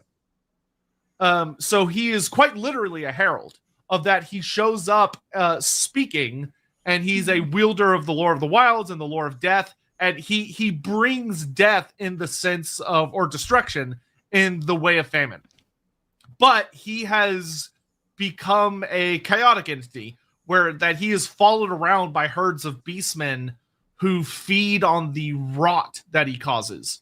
Because wherever he goes, everything it talks about he chortles and laughs, and streams of water dry up and turn into thick bile, and there's all the crops rot and turn into black sludge, and people start to go hungry. And now the thing that's a corrupt element of him, which kind of ties back to our much earlier discussion about an hour ago about Nurgle and such, is that pestilence follows in his wake, even though he doesn't cause it. He doesn't actively cause pestilence. He has no rules about pestilence. He doesn't use the lore of Nurgle or anything. He doesn't have poison attack. There's nothing pestilential about him. But chaos, Big C chaos, follows where he goes, and to the point that he has become an agent of it, even though I very much get the feeling it wasn't his original intent. That wasn't what he was, because he just kind of comes off as a wandering mad god that chaos takes advantage of. He's a plague of locusts that everywhere he goes, everything is eaten and ruined, and he basically just hangs out in an area until the famine gets so bad that the people there try to take up arms against him and go fight. But by the time they try to fight him, they're so weak that the beastmen, who can eat all of this horror because they can adapt, and they know how to survive in these famines. They know how to hunt. They know how to cannibalize. They know how to do the hard decisions in order to survive these famines. They're able to flourish in his presence. And so when people come out to try and oppose him, the beastmen swarm out, ambush them, and massacre them. And I think there is very potentially a story there of him being a god the elves do not know has fallen to chaos, but he has. That's interesting. And I think you can hold that even at the same time of this idea of him being smote by this great meteor of Warpstone, because we know that they can have multiple avatars in the mortal world, right? And if one of those is the god's physical body splattered into this bottomless pit, then it's very possible that confused, outraged thing could lend itself to something that aligns in some way to his nature, right? Yeah. Also, if anybody wants to see a picture of him, there he is. Good old Moloch. He's such a cool design. I really hope we get him in Total War at some point. But one of the things that I find particularly interesting about him as well, that gives him more of a godly essence, and something that ties into what we were discussing earlier, is that it's noted that his famine is not just materialistic. He brings etheric famine. So that creatures of magic, creatures that subsist off magic, are also, they suffer the famine as well as physical entities. Rather than, it's not just that he ruins material things, but the ether itself becomes hungry and debilitated in his presence. In that he's doing it on both an etheric and a physical reality sense, which is very unique. But oh no, I do lie. I lied earlier. He does have poison attacks, which just makes sense. But he also regenerates, which is really interesting. And also I've used him in tabletop before. He's so mean in tabletop. He doesn't do anything. Like, he just causes all the enemies on the table to have to roll famine checks, which does a bunch of damage before the battle starts. And then after that, he basically does nothing the rest of the game. You hope you kill all your enemies in the deployment phase, and then he's basically spent. I mean, that checks out with him being a herald of famine, not like actually doing much once it happens. I do quite like what Vera suggested, like the link of them, that potentially the Great Maw and the comet is what pushed him over the edge. And that this creature is related to what happened there. I mean, there could be, if we're going with what, so I don't know how Liz or Andy would feel about this when it comes to the avatars. But one of the things that one of the things that's I've always found curious about the avatars is the idea that that it's not like all of the god is in that person. Yeah. It's like there's the god and then there's also the avatar.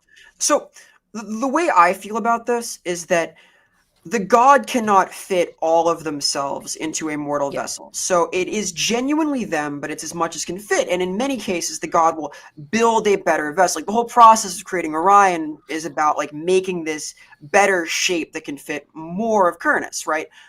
Which is traumatic and short-lived, but does work quite well. So that's an example of an avatar that can fit a lot of the deity. It really channels the essence of Kurnus, and there's some fragment of that year's Orion and some lesser shard of every Orion preceding it that's also mixed up in this figure. But I think that the amount of God that goes into the avatar might depend on suitability, might depend on how much they resemble them already, how great they are in their soul, and how much room there is for more. So a powerful great Bray shaman already tainted by chaos might be a completely unsuitable vessel that is only worsened by this shard of godhood. Yeah. So what I was going to say that could be interesting is it could be that Slugtongue wasn't even originally a Bray shaman, because we know that the majority of beastmen were just humans or other creatures that when chaos came they were warped and changed into what we now understand as beastmen. What I wonder could be the case is if Estreuth the god is the entity that is struck by and horribly mutated and borderline killed by the Warpstone meteor thrown by Cathay, what if Moloch was the avatar at the same time? Of that there's almost like a feedback loop or a negative loop that happens where the avatar that may have been an elf, like may have been just like some random elven sorcerer or archmage or something, goes through this horrific change as all of that terrible influence from all of that death and destruction and famine and the warping and Warpstone, which is just pure magic and chaos, feeds back through that loop and turns the avatar into Moloch. Yeah, because I think I like that, because there would be presumably something different between Kurnos' avatar, because Kurnos is not on the mortal plane, and the avatars of the 6 gods that are here. Because if they can still have avatars, then that implies something about that they exist in this one place, but they also have avatars. So yeah, I would quite, and there was a link there that like something terrible happened when that comet hit. Yeah, and I would normally want to reject the idea of an elven beastman, but in this case, there's no like possible biological process that could lead to Moloch. Moloch is he's kind of like, he reminds me a lot of Moonclaw, where like Moonclaw is not a beastman, he is a thing. Yeah, like this isn't like a second puberty where they become bestial. This is a the head is a skull now. This is a monster that vomits centipedes. It is no longer quite a physical thing in the same way, right? Yeah, because that would still give him the understanding of like, how does he have like a physical presence, and how is he like at least able to have tabletop rules and not just be like a literal god that's curb stomping everything. The idea being that it's a corrupt avatar as opposed to like the god itself. And and showing just how horrific famine has become, where it's no longer the Warhammer World famines are no longer natural. Mm-hmm. They've been so horrifically corrupted by chaos. And I love the idea. I will say, I actually really, really like the idea that the Maw plays a core part of this, because then that means that basically Grand Cathay corrupted and fucked up the concept of famine. Like, they turned the concept of famine from being a natural process that would maybe prevent something like the spread of Nurgle's decay and disease, instead to an agent of it. And that advances that idea of like how powerful forces and powerful civilizations of order in the world, because of their own greed and arrogance and pride, further the objectives of chaos and make chaos worse than it would have been otherwise.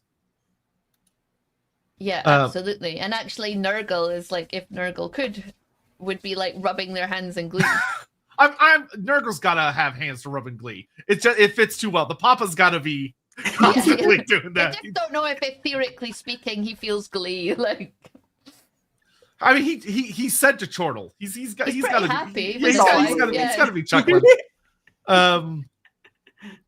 Let me just grab a couple of more little super chats and stuff here. Cole Patterson, if you made a tabletop unit for Estreuth, what? So not including Moloch as like a thing, but like, so talking about like for elves, right? If we were to make an elven unit similar to how like Eldrazor has the Sisters of Slaughter. I very much think that so I think it would depend on which elven culture you're dealing with. I think the Wood Elf, High Elf, and Dark Elves would have different interpretations. Kind of like how, like, you know, if you compare the Sisters of Slaughter versus the Eternal Guard, very, very different expressions of Eldrazor. But I think I would agree a lot with what Lindsay said earlier, that I think a High Elf unit of Estreuth would probably be they would probably be very bizarre looking, because they would look almost unhealthy. Like these very skinny but powerful elves that rely on, like, they have mastered themselves in like that preparation sense. Preparation for a world where they will have to struggle for every breath, struggle for every mouthful of food, and etc. That they have pushed themselves to such a limit that despite the fact that they look far skinnier than other elves, they're not wearing a lot of armor. It's mostly cloth and stuff, that they would probably be extremely dangerous because they have such a phenomenal control of their bodies. Like almost like a warrior monk type unit for the High Elves. I like the idea of this emaciated but incredibly powerful and sturdy elf. Yeah. Whereas, like, if you're dealing with the Dark Elves, I would see it very much as a unit that takes. Like a unit that uses like a form of magic that when they get into combat, they're literally sapping and stealing the life from their enemies as like more of like a preventative measure. Like I almost see like a unit of like warrior mages that when they're in combat with you, they literally leech some of your stats. So like, you lose a point of strength and toughness when you're in combat with them, because they're literally inflicting famine and drought upon you in the sense that they're taking it for themselves. They're glutting themselves on what you have. Or in a more mundane tack, saboteurs, right? Just damaging supplies, ruining supply lines and caravans, starting the war before the battle begins. That would kind of be like an interesting like way to expand the concept of assassins, where there's like different branches or different paths, where like canine assassins are maybe all about like murder, obviously, but there could be like Estreuth assassins that are more about being causes of famine and drought, where they poison water, they destroy grain supplies, they burn down fields. Yep. That could make for a really interesting, compelling argument, I think. For the Azrai, for Wood Elves, I think it would definitely be, I think theirs would probably in some ways be like the spookiest or most powerful. I would see it very much being a winter themed unit, like a unit that they bring winter. They bring the frigid frost, and they come from, I can't remember, I think it's Adelwith, I think, which is the Kingdom of Winter. Like I would see them being a specialist unit that comes from there and they very much bring the winter with them. Do you think this god could have an influence on Mourngulls and ghouls? That's an argument you can make. I think that's 100%, because famine brings cannibalism. It does. Yeah. To put it very bluntly. And Mourngulls especially are these creatures. We've spoken about Mourngulls before, especially back on the Ghoul stream, that they are frankly a much more faithful adaptation of the Wendigo, where it is people that are up in very cold places who become so driven by malice, because there has to be an aspect of malice. It's not just hunger, but there's something very angry and bitter and spiteful about them that refuses to die, but they turn to cannibalism. Because if you go watch the Ghoul stream, there's a lot of notes about how cannibalism under many circumstances will not result in ghouldom or turning into a Mourngul. There has to be a level of sinister. There has to be a sinister aspect to it for the curse of Nagash to work properly. But if you're running, continuing to kind of tie things together, because we love to do that on Lorebeards, even though some people may think it's crazy. But for Mourngulls especially, which are not ghouls, they're a completely unique concept. But they're these like horrific entities of winter and hunger. If you're running with the idea that we've been talking about, where Estreuth has been killed or warped, he's been horrifically mutated into something he was never intended to be, and his purpose has been distorted, that would make things like Mourngulls a natural expression of how famine has been tainted. Of that, instead of it simply being that if you give in to famine and you eat others, instead of it simply being that that's it, you've survived, you've done the desperate thing, you've done what you had to do to survive, good job, you survived, where instead in the Warhammer world you're punished for it. Nagash unleashed a curse upon it, where this should have been a godly domain. How was Nagash able to take basically an entire domain of a god and curse all of humanity? It could be because the guardian god that was supposed to be there was not there. That's really interesting idea.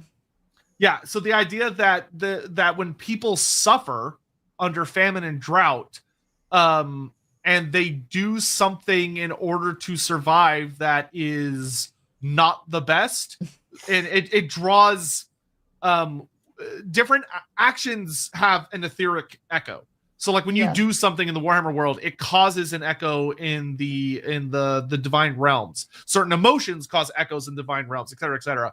So when you do something that causes that echo that hits this warped, horrific entity that is now the god of famine, it turns its attention upon you, and you are warped. Yeah. You are mutated into a horror beyond recognition. Whether that is Mourngulls or whether that is Nagash exerting his own incredible influence to twist it to his ends, where you become Ghoulkin, or whether that's you become adherents of the Great Maw, or you're lost to cannibalism. I mean, think about how like Khorne, a lot of Warhammer literature, as the world carried on, Khorne gets heavily associated with this concept of blood feasts, where people can fall into Khorne by eating other people out of desperation. Though Khorne does it through this like really perverse sense of violence and eating others in order to survive, but in these like really gory spectacles. And once again, it's because there's not that divine protection there. Where like if you're losing yourself to battle lust, but you're doing it in the name of Cain or Sigmar or Ulrich, there is some divine protection that prevents you from falling to Khorne's influence. There's a safety net. You could fall through the net, but there's at least a net that's likely to catch you. Whereas with Estreuth, the argument here could be that the net's gone. I think that really rings true with what you've described there, that there's multiple ways in which you can eat things badly and it goes wrong in the Warhammer world. Like that's yeah. This lines up nicely somehow, doesn't it? Yeah, well, that would be the hope. Yeah. Aaron Burr, where do Gorgers fit into this? Interestingly enough, I would very much make the argument that Gorgers are like the true children of Estreuth among the ogres. I mean, think about that. What ogres do is they literally, if a baby is born and it's too thin, it's too fragile and looks like it's going to starve to death, they abandon it. They offer it to the earth. They take it down to the caves below their tribes and they put it in the Warpstone caverns and they leave it there to die. But they don't, because that hunger, that famine evolves them into something else permanently. What I love about this angle is it makes the Great Maw into this like horrible transformation of benevolent interest, like this real desire. The ogres shouldn't be hungry, and it's gone about that in the most horrible way possible. They're just always eating. They're always cursed to eat more and more. I really love the idea that Estreuth came to teach the ogres how to curb their hunger. He came to teach them of the warnings of famine and the warnings of overeating, and for that he was punished because the Cathayans struck him. And in the way like the ogres might tell it, they might say that beforehand, like they weren't overeating, they were living in harmony with nature. They were following the herds. The Cathayans encroached upon their herd lands, and they ate the occasional Cathayan, like, well, they came into our hunt lands. How was I supposed to tell the difference between a young deer and a young Cathayan? And maybe Estreuth wasn't there necessarily to teach them about that. Estreuth was there, like, it was an echo of, they followed that, like, because it says, like, they followed the herds, they followed them north, they followed them south. Like, they were living a hunter-gatherer life where they were following the rhythms of nature. Yeah, I mean, that story easily depends who you like. Do you believe Cathayan propaganda? Do you believe ogres propaganda? Yeah, well, for me, I could see it really easily being like often what we learn about from a very skewed perspective of like a lot of the clashes between the early natives of the Americas and colonialists, where the colonialists would set up a place to be like, this is my land now. You cannot come into my land because these are my things. And all of the natives being like, well, we just go where the herds go. And they're like, yeah, well, the herd's on my land, so you can't come here now. I think it's likely that, I think it's likely that they were experiencing hunger because ogre society started to do pretty well and then was encroached on. So you have more ogres and less space, and suddenly starvation sets in. And then Estreuth shows up to try and help, and the Cathayans don't like this. So things escalate even more from the conflicts that had already started. Yeah. Well, and it could very be like if he's there to be the herald, that he's heralding that there is a time of famine coming because of... that would actually be like a double layer of irony. Would be if Estreuth showed up to basically warn about the comet and the meteor, which is going to turn the whole thing into like a famine hellhole, and then he gets hit by the thing that he was there to warn about. Because he was there, and the because he was there. To be there. Oh, that would be so Warhammer, though. I mean, that's a perfect etheric expression, especially because Estreuth would probably know what's going to happen, but it's his nature. He has to do it. Yeah, but would he actually? He probably wouldn't know. He would feel famine. He would feel compelled to go there. He would deliver the news, but he doesn't know that he's going to be the cause of it. It's almost like going to your own doom without knowing it, simply because your nature is to tell people that famine is coming. Yeah, and without his intervention, like the situation was going to get worse anyway between the Cathayans and the ogres, because it was going to box them in until they were eating each other, which is terrible. And they started doing that anyway under his guidance. So, Well, Darius Rose, thanks so much for becoming a member. I really appreciate that. Thank you so much. Enjoy. You have a sexy, cool green name now. Diamond, isn't there something about how the Cathayans taught the ogres how to cook meat and then it went out of hand? Not that I recall. The ogres joined them for their fight against chaos. so the ogres were like on their team and were their allies. Could that be? But I don't recall the Cathayans teaching them the secret of fire. That could be true. Like, we know the Cathayans gave the Sky Titans black powder, but that was in order to kill the ogres. Because the Cathayans are hoping the Sky Titans would fight a proxy war for them, and then the Sky Titans proved to be too isolationist and were not what the Cathayans hoped they would do, or didn't do what they hoped they would. Metallurgy, that kind of thing. Yeah, so they might have. That'd be right. Yeah, that could be in the Cathay book. That could be like one of the new pieces. I just don't remember it well. But I don't recall there being a specific mention of Cathay teaching them that. But that would be a irony, for sure. But because there is something to be said that the ogres, for their population to explode and become like enough of a threat like it suddenly was, does imply that there was some kind of like evolution of like tech, or there was something that allowed ogres to be much more survivable than they had been in the millennia past. So that could imply that maybe Cathay did teach them or give them something and it had unintended consequences. Yeah, they started to thrive and then were enclosed on. They had less space to thrive in, so... Yeah. But I will say that personally, I think the story works better if it's that Cathay was being expansionist and the ogre space is shrinking with the ogres growing steadily, but growing because they're a successful species. And the Cathayans interpreting that as, oh, their population is exploding out of control. We must do something. Phil, so how would elves and dwarfs react to humans worshiping their gods? Knowing how much latent contempt they seem to have towards humanity, there are innumerable failings in their eyes. I can't imagine they'd be fans. So we see a little bit of this with like, well, to be honest, that just is the setting. A lot of the human gods are very strongly implied to just be the elven pantheon.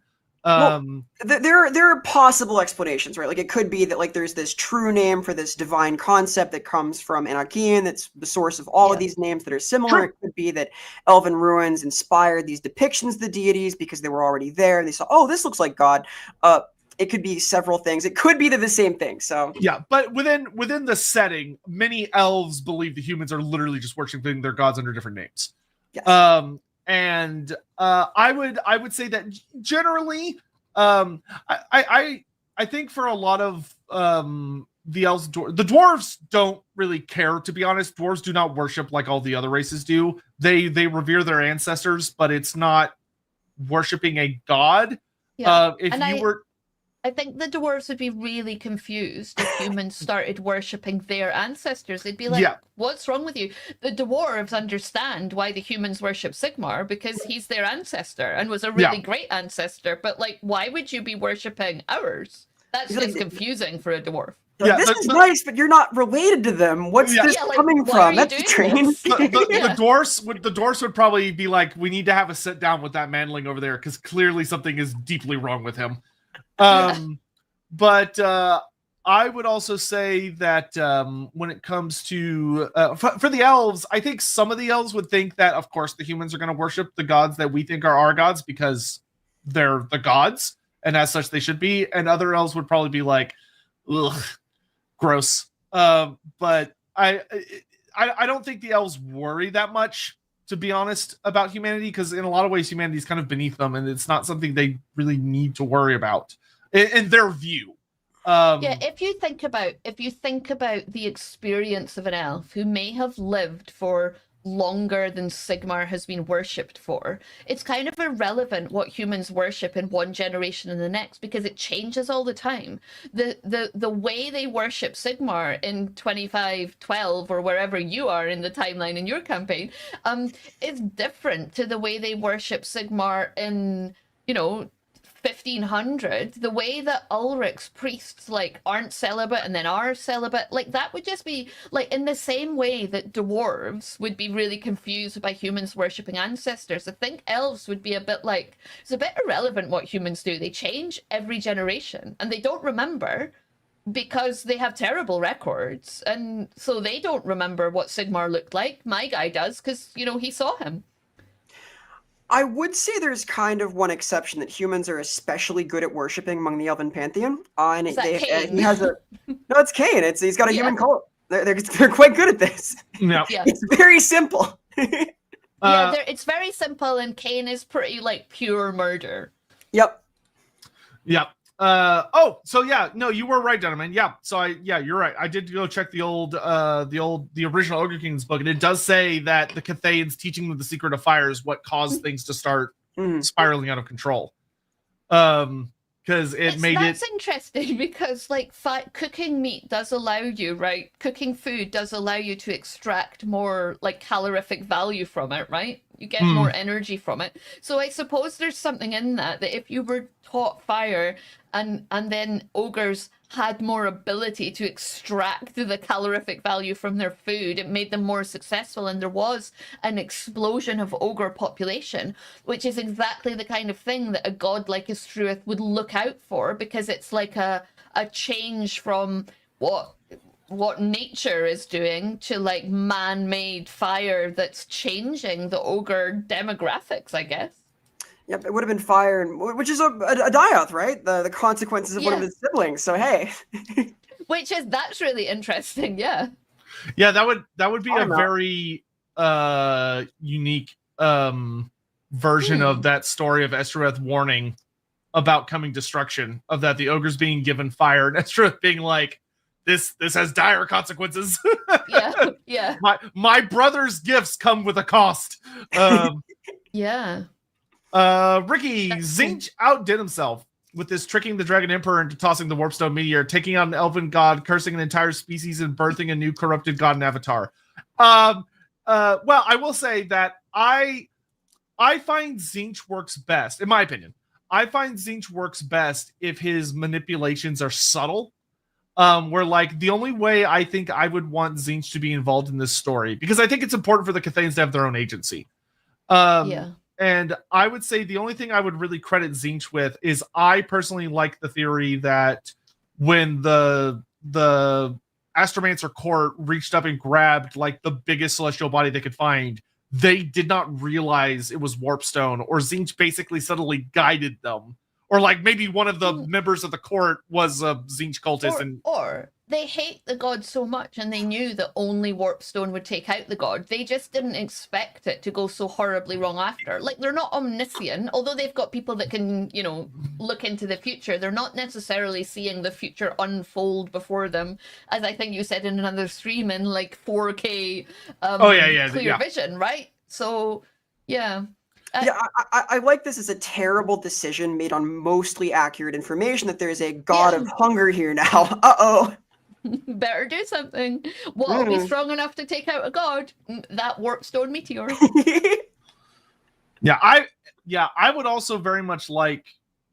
Yeah, that's true. Because I really do love the idea of the Cathayans having that very human... like, obviously, the dragons are the ones that ultimately pull the trigger. But of that, there is that very human understanding of hearing the term the Lord of Hunger and saying, well, that's obviously bad. That is obviously evil. That is a threat that needs to be destroyed. He brings famine and drought. Well, we need to kill him. Instead of understanding that he is important and that he's a critical aspect of things being allowed to flow properly. Yeah. But yeah, I'm trying. So, okay, we talked about coming to the world. We talked about physical manifestations. We talked about potential units that could be associated with it among the elves. I do love the idea, especially that the elves still worshiping Estreuth and not realizing what he's become. Especially because, I mean, if he's a god's a god. How would they know? Yeah, it's like they wouldn't know, and a god's a god, so the fact that some of them could still be receiving blessings or like divine influence, but it's coming from a corrupt source, I think would be genuinely intriguing. And like the fact that the followers of Estreuth don't realize that they are then vectors of corruption into elven society is really, really fun. Where they have then turned from they're doing the correct thing to, like, if we're dealing with like the high elf doomsday prepper versions, they've become far more extreme. And they've become far more like almost destructive. Like I like the idea of some of them being so obsessive to the point that they do start destroying supplies. They do start destroying the stores and preparation attempts of other elves because they're trying to get like the high elves to prepare, not realizing that they've gone too far and they're causing genuine harm. Well, even fasting might be seen by the Aesir as a sort of imbalanced activity, right? It's denying their body nutrition that it normally needs. It's stepping outside of like normal balance of your day, right? The lifestyle changes in a way that's sort of strange. And this is true for any like really aligned elf in some way, but it's an interesting question though, as to whether if Estreuth is corrupted, whether the elves that follow the path of Estreuth, because elves worship gods in an unusual way, right? So if the elves are still following the original path of Estreuth, the tenets that have been around forever, then they're not a vector of corruption. They're actually a vector of purity that could bring the Avatar back.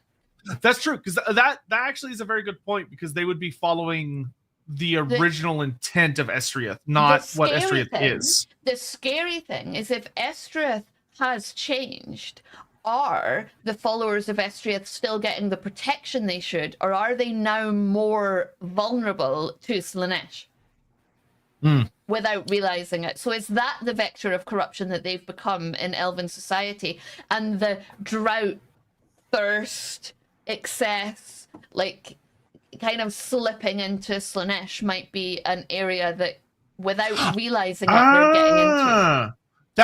That would be a really interesting thing to play on, the idea of that it's not that the path itself is corrupt, but because it doesn't have the protections, that when they walk that path, they're more likely to fall to excess.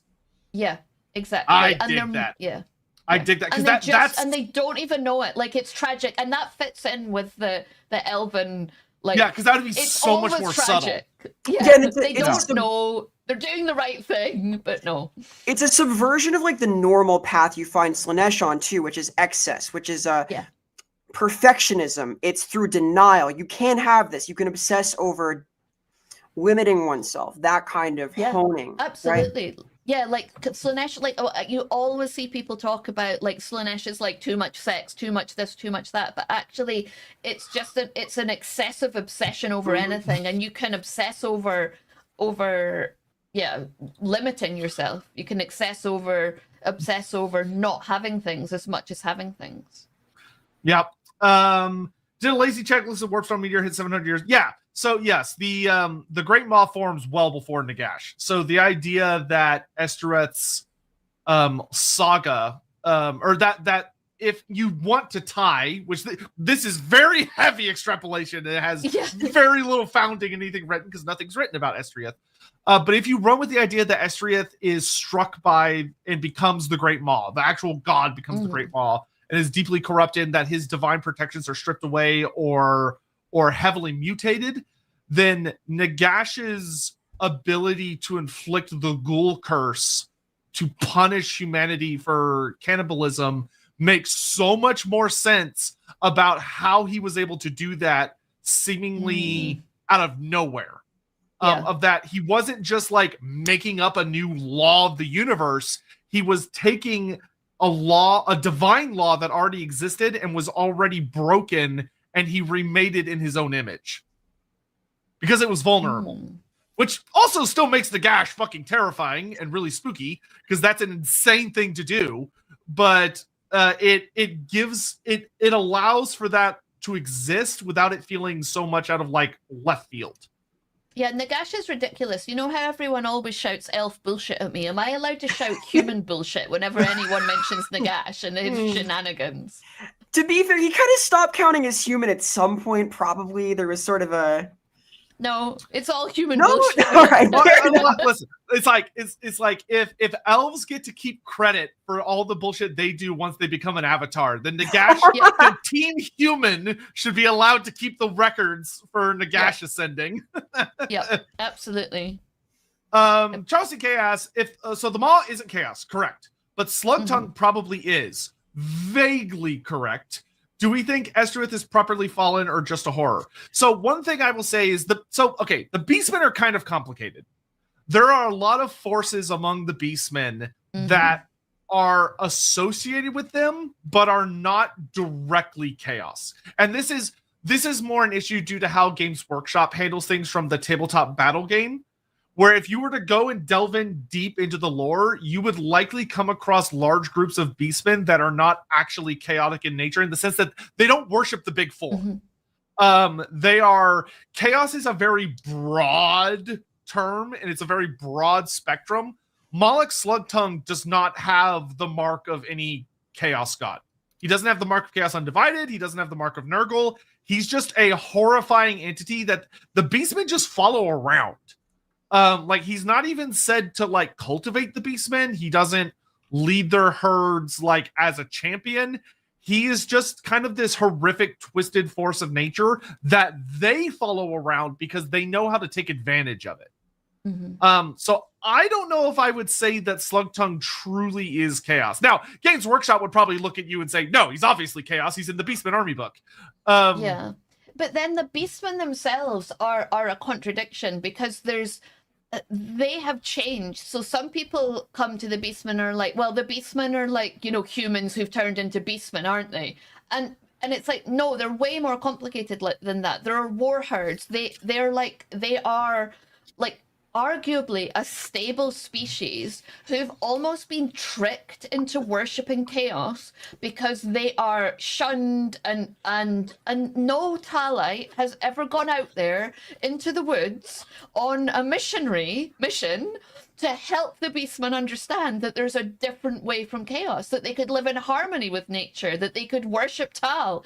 And I strongly believe that, and I think it's a really underexplored part of Whiprip, and it really does the setting a disservice to write the Beastmen off and be like, they're an evil faction, and they're well why? Well, what if you took a Beastman that was born in the woods and brought it and raised it amongst law-abiding humans? Are you telling me that it would automatically go evil? Like, that's not how free will works, and I don't think it's how Whiprip works, because humans can choose not to fall to chaos. It's especially fun because in 40K, the Beastmen were a app-human variant. They were stable, so there's a lot of credence to this. There's textual evidence. I mean, even in the old world, Games Workshop has started to walk it back, so to speak, where they're like, oh, well, the Beastmen are a specific type of Beastman that live in the forests of the old world and have horns and are like goat-like.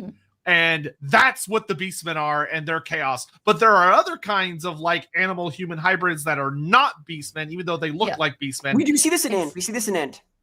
Yeah, exactly. Yeah. And so there's GW is even starting to acknowledge very much that things are I think they've kind of realized that they flanderized the Beastmen a little hard and are trying to make them more complex, but also trying to keep the core like, oh, this is a chaos army and we want them to still be a chaos army. But I think the roleplay game, definitely, there's so much work that could be done to make the Beastmen such a more unique and beloved storyline. And that story of the Beastmen in the Empire, right? So they happen to worship chaos because they've passed it down from generation to generation. But if they didn't, there's still a conflict there. There's still a natural conflict with civilization, because they live in the forests, and humans cut down, and elves and dwarves cut down forests. Well, maybe not elves. You know what I mean? Like, civilization encroaches upon the forest.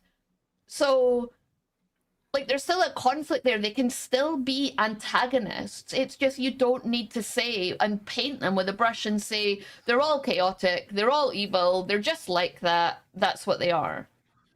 Yep. Andy says, looking at it all, kicking out the Slugtongue bit and all works really well. Slugtongue is a stretch that can be better explored in other routes, but beyond that, this is pretty epic. I like Slugtongue right where he is. Thank you very much. I think he is a literal herald of famine. I think he works really good for that. But that's just my opinion. I think that maybe, like, I do like the idea of a connection, but maybe Slugtongue is just taking advantage of the fact that Estreuth has been that could be a good argument as well. Yeah. That he's filling a void. He's filling a void, yeah. Kind of like how, like, if you have like a big gaping wound, it'll get filled with all sorts of corruption and nastiness if you don't. Yeah. Yep. Something will fill it. Dino Man, related topic. The Druki want to destroy the vortex. What do the Wood Elves think? Athelorn and Laurelorn. The Wood Elves, so they're kind of complex, but the Wood Elves have traditionally sided on maintaining the vortex. But all they really care about is maintaining the weave, which is kind of like the modern balance of nature. So there's a status quo they're trying to keep. And undoing the vortex would greatly disrupt the status quo. Yes. That being said, there would probably be elements among the Wood Elf factions that would favor destroying the vortex. But they would be the minority, I would suspect. Yeah, like if you were to ask them if the vortex should be made now, it might be a different story. But now that it's here already and the balance is shaped around it, it's a little less nuanced, I think. Good job, Lindsay. You saved Slugtongue's involvement in the story. Good job. Yeah.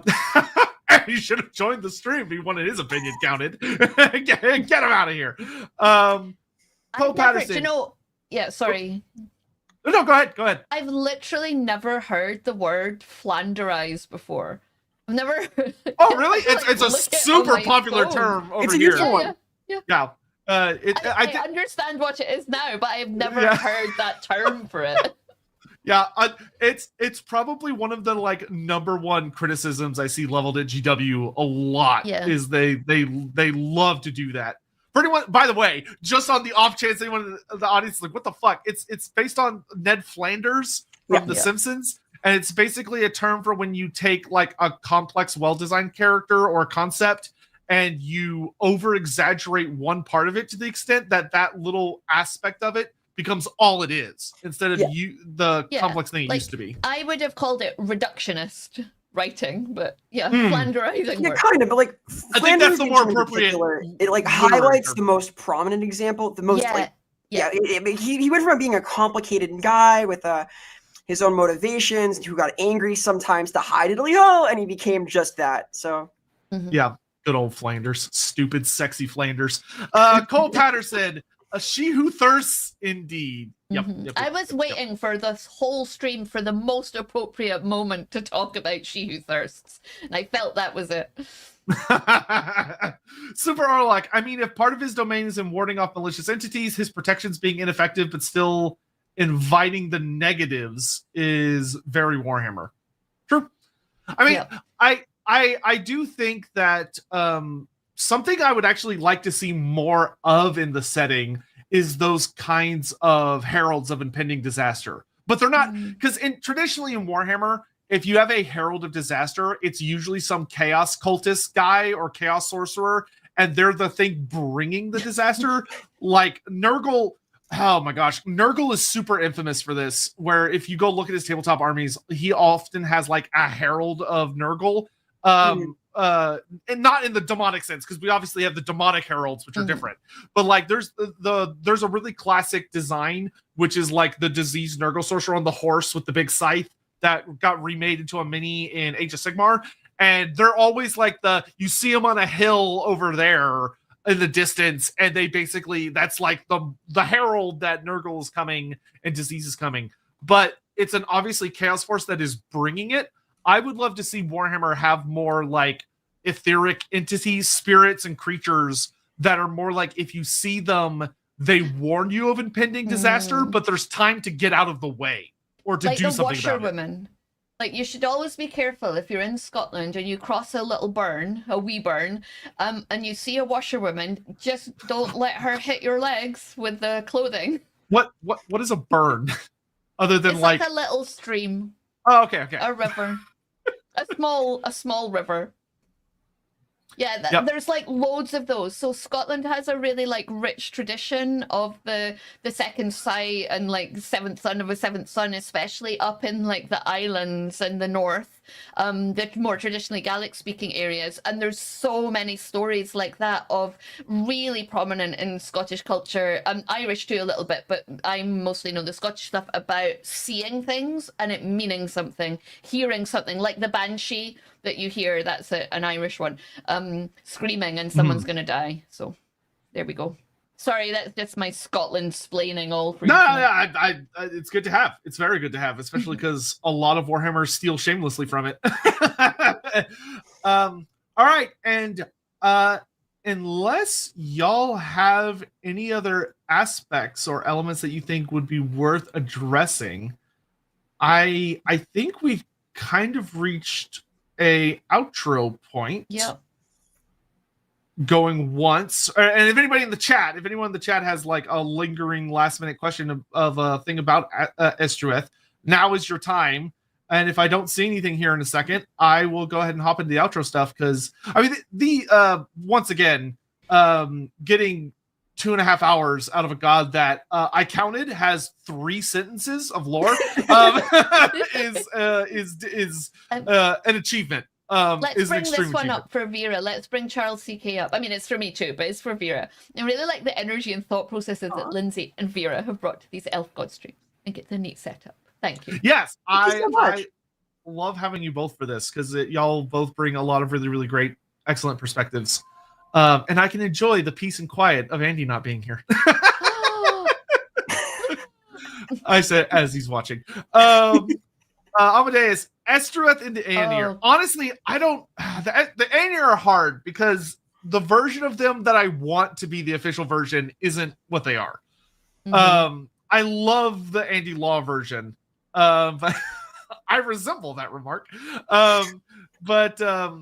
So that would be a good maybe Lindsay question. I don't know if Lindsay wants to take a pot shot at it, because they're a very different.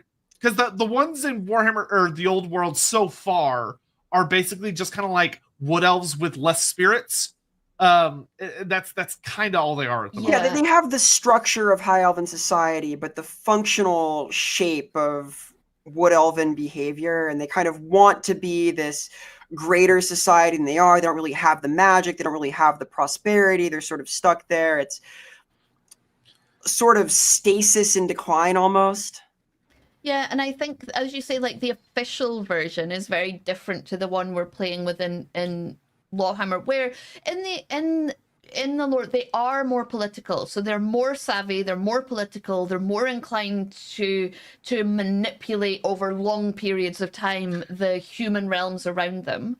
And so in some ways they do have, and they rejected the call, didn't they, to return. So we don't necessarily know if they side with the Azure or they side with the Druchi over the Vortex. Like, and maybe as people who are suffering because they are in decline and they don't have the magic they used to have, maybe they do feel a sympathy for the Dark Elves that the Azrai maybe don't as much. And in that case, they're also in the north of the Empire, so they're in a much more, they'll suffer more severe winters.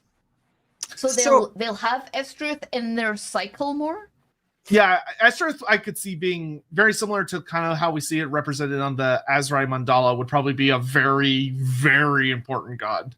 Yeah, I would say they're almost the most likely to experience famine because they're so hard up. They're forced to barter with local human civilization. They have to trade off their lumber. They have to sacrifice the forest to continue existing. So maybe there's almost another axis for the hunger, the famine, the drought.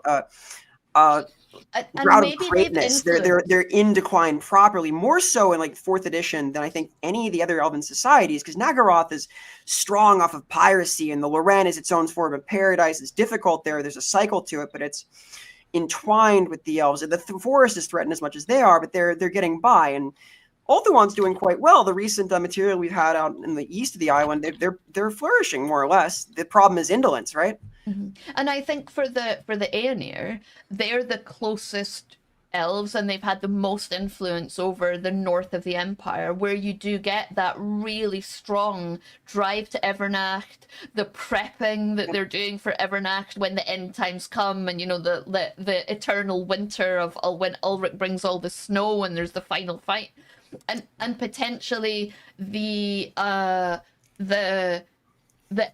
element of preppers for Evernacht who do destroy the stores under Middenheim have been influenced by the Aeonir in a way to kind of undermine a local realm, and because they're highly political. So there's something really interesting there. So maybe when we were talking before about you've got the aesthetic ones, you've got what they do in other ones, maybe in Aeonir society, that's where Estreuth is really about prepping, because they know the battle's not over. There's still a final fight to come.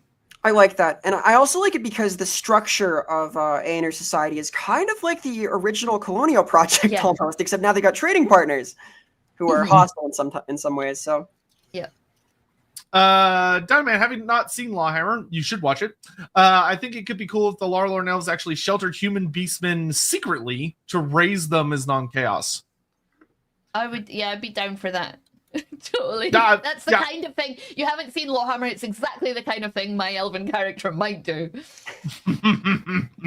Just out of spite. Yep. So from there, I think I saw one last thing of what would be a good way to conclude Estreuth's story in the end times. Based on what we've all talked about here, which we'll do kind of in the outro and stuff here, honestly, the conclusion to Estreuth's story would probably very much be a realization. It would be the reveal of what Estreuth has become. And there being this really disturbing revelation that the elven gods can degenerate from a certain point of view into a horror, and like a genuine full-on Cthulhu horror type entity. And that there's been this missing aspect of an important piece of the way the world is supposed to function for thousands of years, and that gap being fully exploited. I think the way I would probably handle it, I actually think the Larlorn elves would have been a really useful way to explore this story, of that for a society that relies very heavily on Estreuth, of them confronting and dealing with like Slugtongue, and probably this big buildup to them killing and striking Slugtongue down, to have that horrible realization that he is basically the pus that has arrived in Estreuth's absence, and realizing that god is just gone, or has turned into something far nastier, something that the ogres more deeply understand than they do. And that would do really well of setting up for, because the end times is supposed to last for quite a few years. So that would be I think the way I would do it is there would be the horror realization that Estreuth is supposed to have come forth and been the herald to warn everyone about the end times so they could prepare, and he never came because he's gone, or he's turned into this thing. He's confused now. He's no longer. So nobody prepared, and it's here. And I would, if anything, I would have that actually be one of the opening stages to the end times. Is like as the winter settles in, especially in the north, like the winter is coming for the Larlorn elves, and they realize that, although they've been making preparations for like the yearly stuff, that Ranadandra is here, and they are not prepared. Yeah, absolutely. And it'd also, be fun if No, you go. No, it'd be fun if these acolytes of Estreuth get like the first clear message from the deity in a very long time. Something like one impulse, something terrible, right? Because there's been this long absence, no real communication with the gods. Because the gods are very active in the minds of the elves. They engage with their followers quite deeply sometimes, but Estreuth wouldn't, right? Because he couldn't until. It would be fun if there was like a POV of a priest of Estreuth who gets that big ping after they've, like, maybe right as they kill Moloch. That is what causes that sort of snapback of that. They get that brief connection and they realize what Estreuth really is now, and like what he's become. And you just have that. Like, I can imagine, like, if you were doing this really well and you had a lot of money and you could have fun with it, like, you have, like, the POV internal monologue of this character and their thoughts of them experience this, and, like, the last sentence talks about that he sees something and you turn the page and it's just a 2-page spread of the Great Maw. That would be fun and just terrifying and awful. Yay, Lovecraft. Yeah. And that would be, especially because the thing that was actually received the herald was the ogres, because the ogres have started to like the entire, for those who don't know, in the end times, the entirety of the ogre kingdoms picks up and moves. Like, they all get up and start going west because they realize the end times have come. So someone got the herald and it wasn't the elves. Yeah. This works really well. Wait. Any event, so I think that brings us to the end of today's fun little stream, which is always a really good time. So in conclusion, I'm going to try not to fuck this up and we'll see how it goes. We have somehow managed to drag almost 3 hours, about an hour per sentence. Our word count to minute ratio is very, very high on this particular episode of that. Estreuth, the Lord of Hunger, the Herald of Famine and Drought, is a deeply mysterious god that is only lightly mentioned. One of the few surviving children, one of the 5 surviving children of Elenil, one of the Elenili, that escaped his father's wrath, likely with the help of Ladriel, that knew that he and his siblings would be critically important in the times to come for the world, because this very well likely happened long before Chaos. Or it could have happened during Chaos, depending on your interpretation. There's not a clear timeline. But as Estreuth fled down to the world, Estreuth did not find his purpose needed as dearly by the elves of this age, that all lived upon an island paradise created by them with gods or entities that very much meddled with forces that they either didn't understand or that they were deliberately setting up to fail, because they want the end times to happen eventually in a certain amount of ways. So this Lord of Hunger is not needed by his people. He is ignored by his people and instead journeys afield to find those that do, and eventually lands among the folks of the ogres and probably the halflings, who have been given things ahead of schedule. They've been given technological advances by Grand Cathay, the secret of fire that allows the ogres to be far more successful, far healthier, to breed far more rapidly, and to grow faster than Grand Cathay intended and start to become a threat. And this herald arrives to warn them of the impending famine that their actions are going to lead to. But as he is here, the Cathayans learn of this Lord of Hunger, and whether out of fear or out of hatred or out of simply a all-consuming desire to expand and control, the Celestial Dragon Emperor tasks his court of astromancers with unleashing a god killer, because Cathay is strong enough to get away with that. And they pull down a warpstone meteor of unprecedented size that slams into Estreuth and just warps him beyond imagination. It kills him in a sense, but births something from him that is far worse than anyone could have imagined. A horror of unprecedented scale. An entity that far exceeds anything the Warhammer world would ever see before or since. The Great Maw, that changes the ogres irrevocably and makes them into a race driven by their hunger. And also the halflings, but GW likes to forget about the halflings. But don't forget the halflings, they're important. And they are driven out. And as the world continues to drag on, the position of the Herald of Famine is left empty, and a foul, tainted presence slurps on in to fill it up, making it something far more diseased and rotten than it was ever intended to be, being a strange, bizarre, etheric, but still physical entity simply known as Moloch Slugtongue.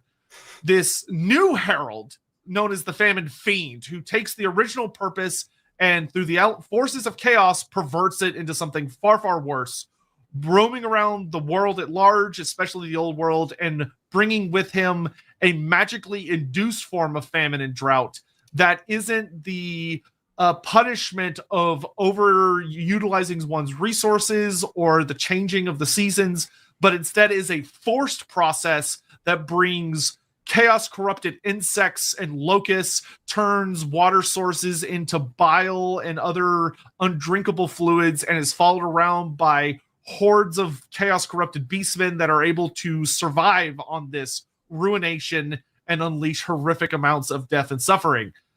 And all of this from a god who was seen as destructive, but maybe served more as a warning, maybe served more as a cautionary figure to prepare for times of destruction, because it ultimately, for life, wholesome life, to survive and progress, destruction is a necessary part of the cycle. Things must die in order for wholesome life to be born. We know what endless life looks like. It's chaos, and it's ugly.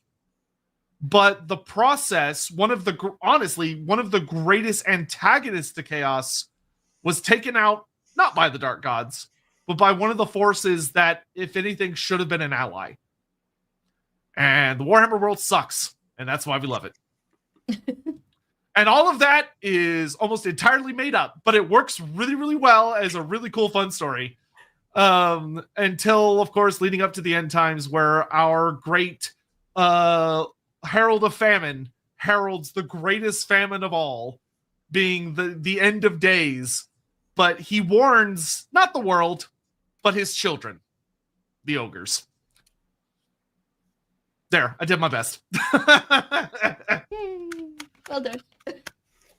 All right, so thank you all very much for watching. We hope you enjoyed this episode. As just a reminder, there are 2 other Elven Gods potentially on a servable platter once certain rewards have been reached, which is that when the Lawhammer channel gets to 9,000 subscribers, which is very close, we will be doing a stream very similar to this one, but about Nethu, the Keeper of the Last Door and son of Arith Kial, who is very interesting, and I really want to talk about him because I have a lot of very strong thoughts. And when Vera gets to 2K followers on Twitch, we will do an episode on Aneth Rayma, the Savage Huntress, who is totally not just a feral, mean version of Artemis. Totally not at all. Totally not. Lawhammer only needs 70 more people. Oh my gosh. There's a cheer there too. Yep. Oh, sorry. Avani DK. Sometimes with these speculation streams, I wonder how close you strayed towards the stories we didn't get because of changing priorities within Games Workshop. Who could say? Who could say? Or as I like to prefer, as well, how many of these do we shout out into the universe and someone watching a GW goes, "Ooh, that's a really good idea," and suddenly we have the Lorebeards hash it being made canon? Just saying. That's probably not the case at all in the slightest, but it is fun to say it. In any event, Lindsay, do you got anything like coming up in the future? Anything people should turn into over on like the Lawhammer Rookery things coming up this week? Lawhammer's off this Friday because Corner Goblin Erin's got an art show and a bunch of people are going to that. It's her opening. And on Saturday, on Inside the Rookery, we're continuing with season 10, and we have coming on, let me just check, Steph Windross from Fistful of Crits to talk about making cozy one-shots, which I'm really looking forward to. Cozy role-playing is what we're talking about on Inside the Rookery, which if you don't watch it, go and follow Rookery Publications channel. We talk every Saturday night about TTRPG, board games, computer games, all the things we love with industry insiders. That's awesome and excellent. And Vera was on there a couple weeks back, which is super fun. That was a great episode. If you haven't watched that, y'all should do that. Vera, what do you got coming up this week? What are you up to? Where can people find you? This week I'm streaming Silent Hill F. I'm doing things like that. It's been a great fun time. It is a really weird Silent Hill game, but it's very interesting. It's well written. It's like a more action-oriented Souls-like game, but it's fun. I've been talking a lot about the setting and what's inspiring the designs and so on. In about a month, I have a new model coming up, which is going to be exciting. We'll see about the timing on that, but I'm hyped for that.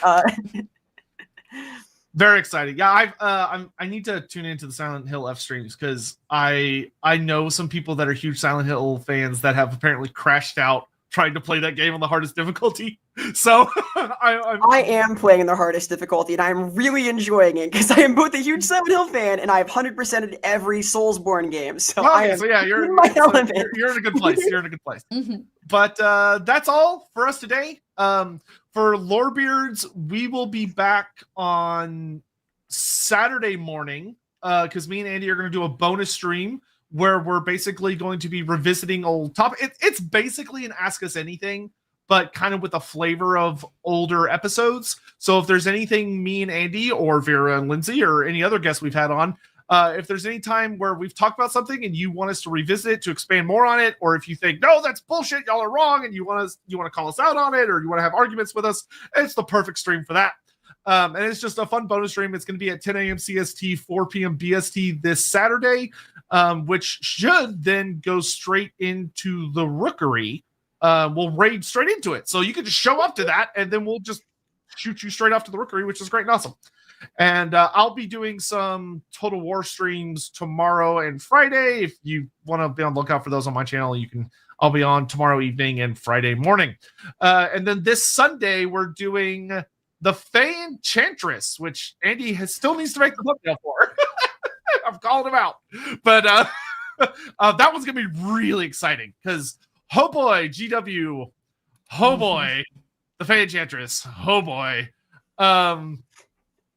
All right. Oh, yeah. Oh, geez. Yeah, you're right. So, yes, tomorrow there is also a Lorebeard. God, I'm so busy this week.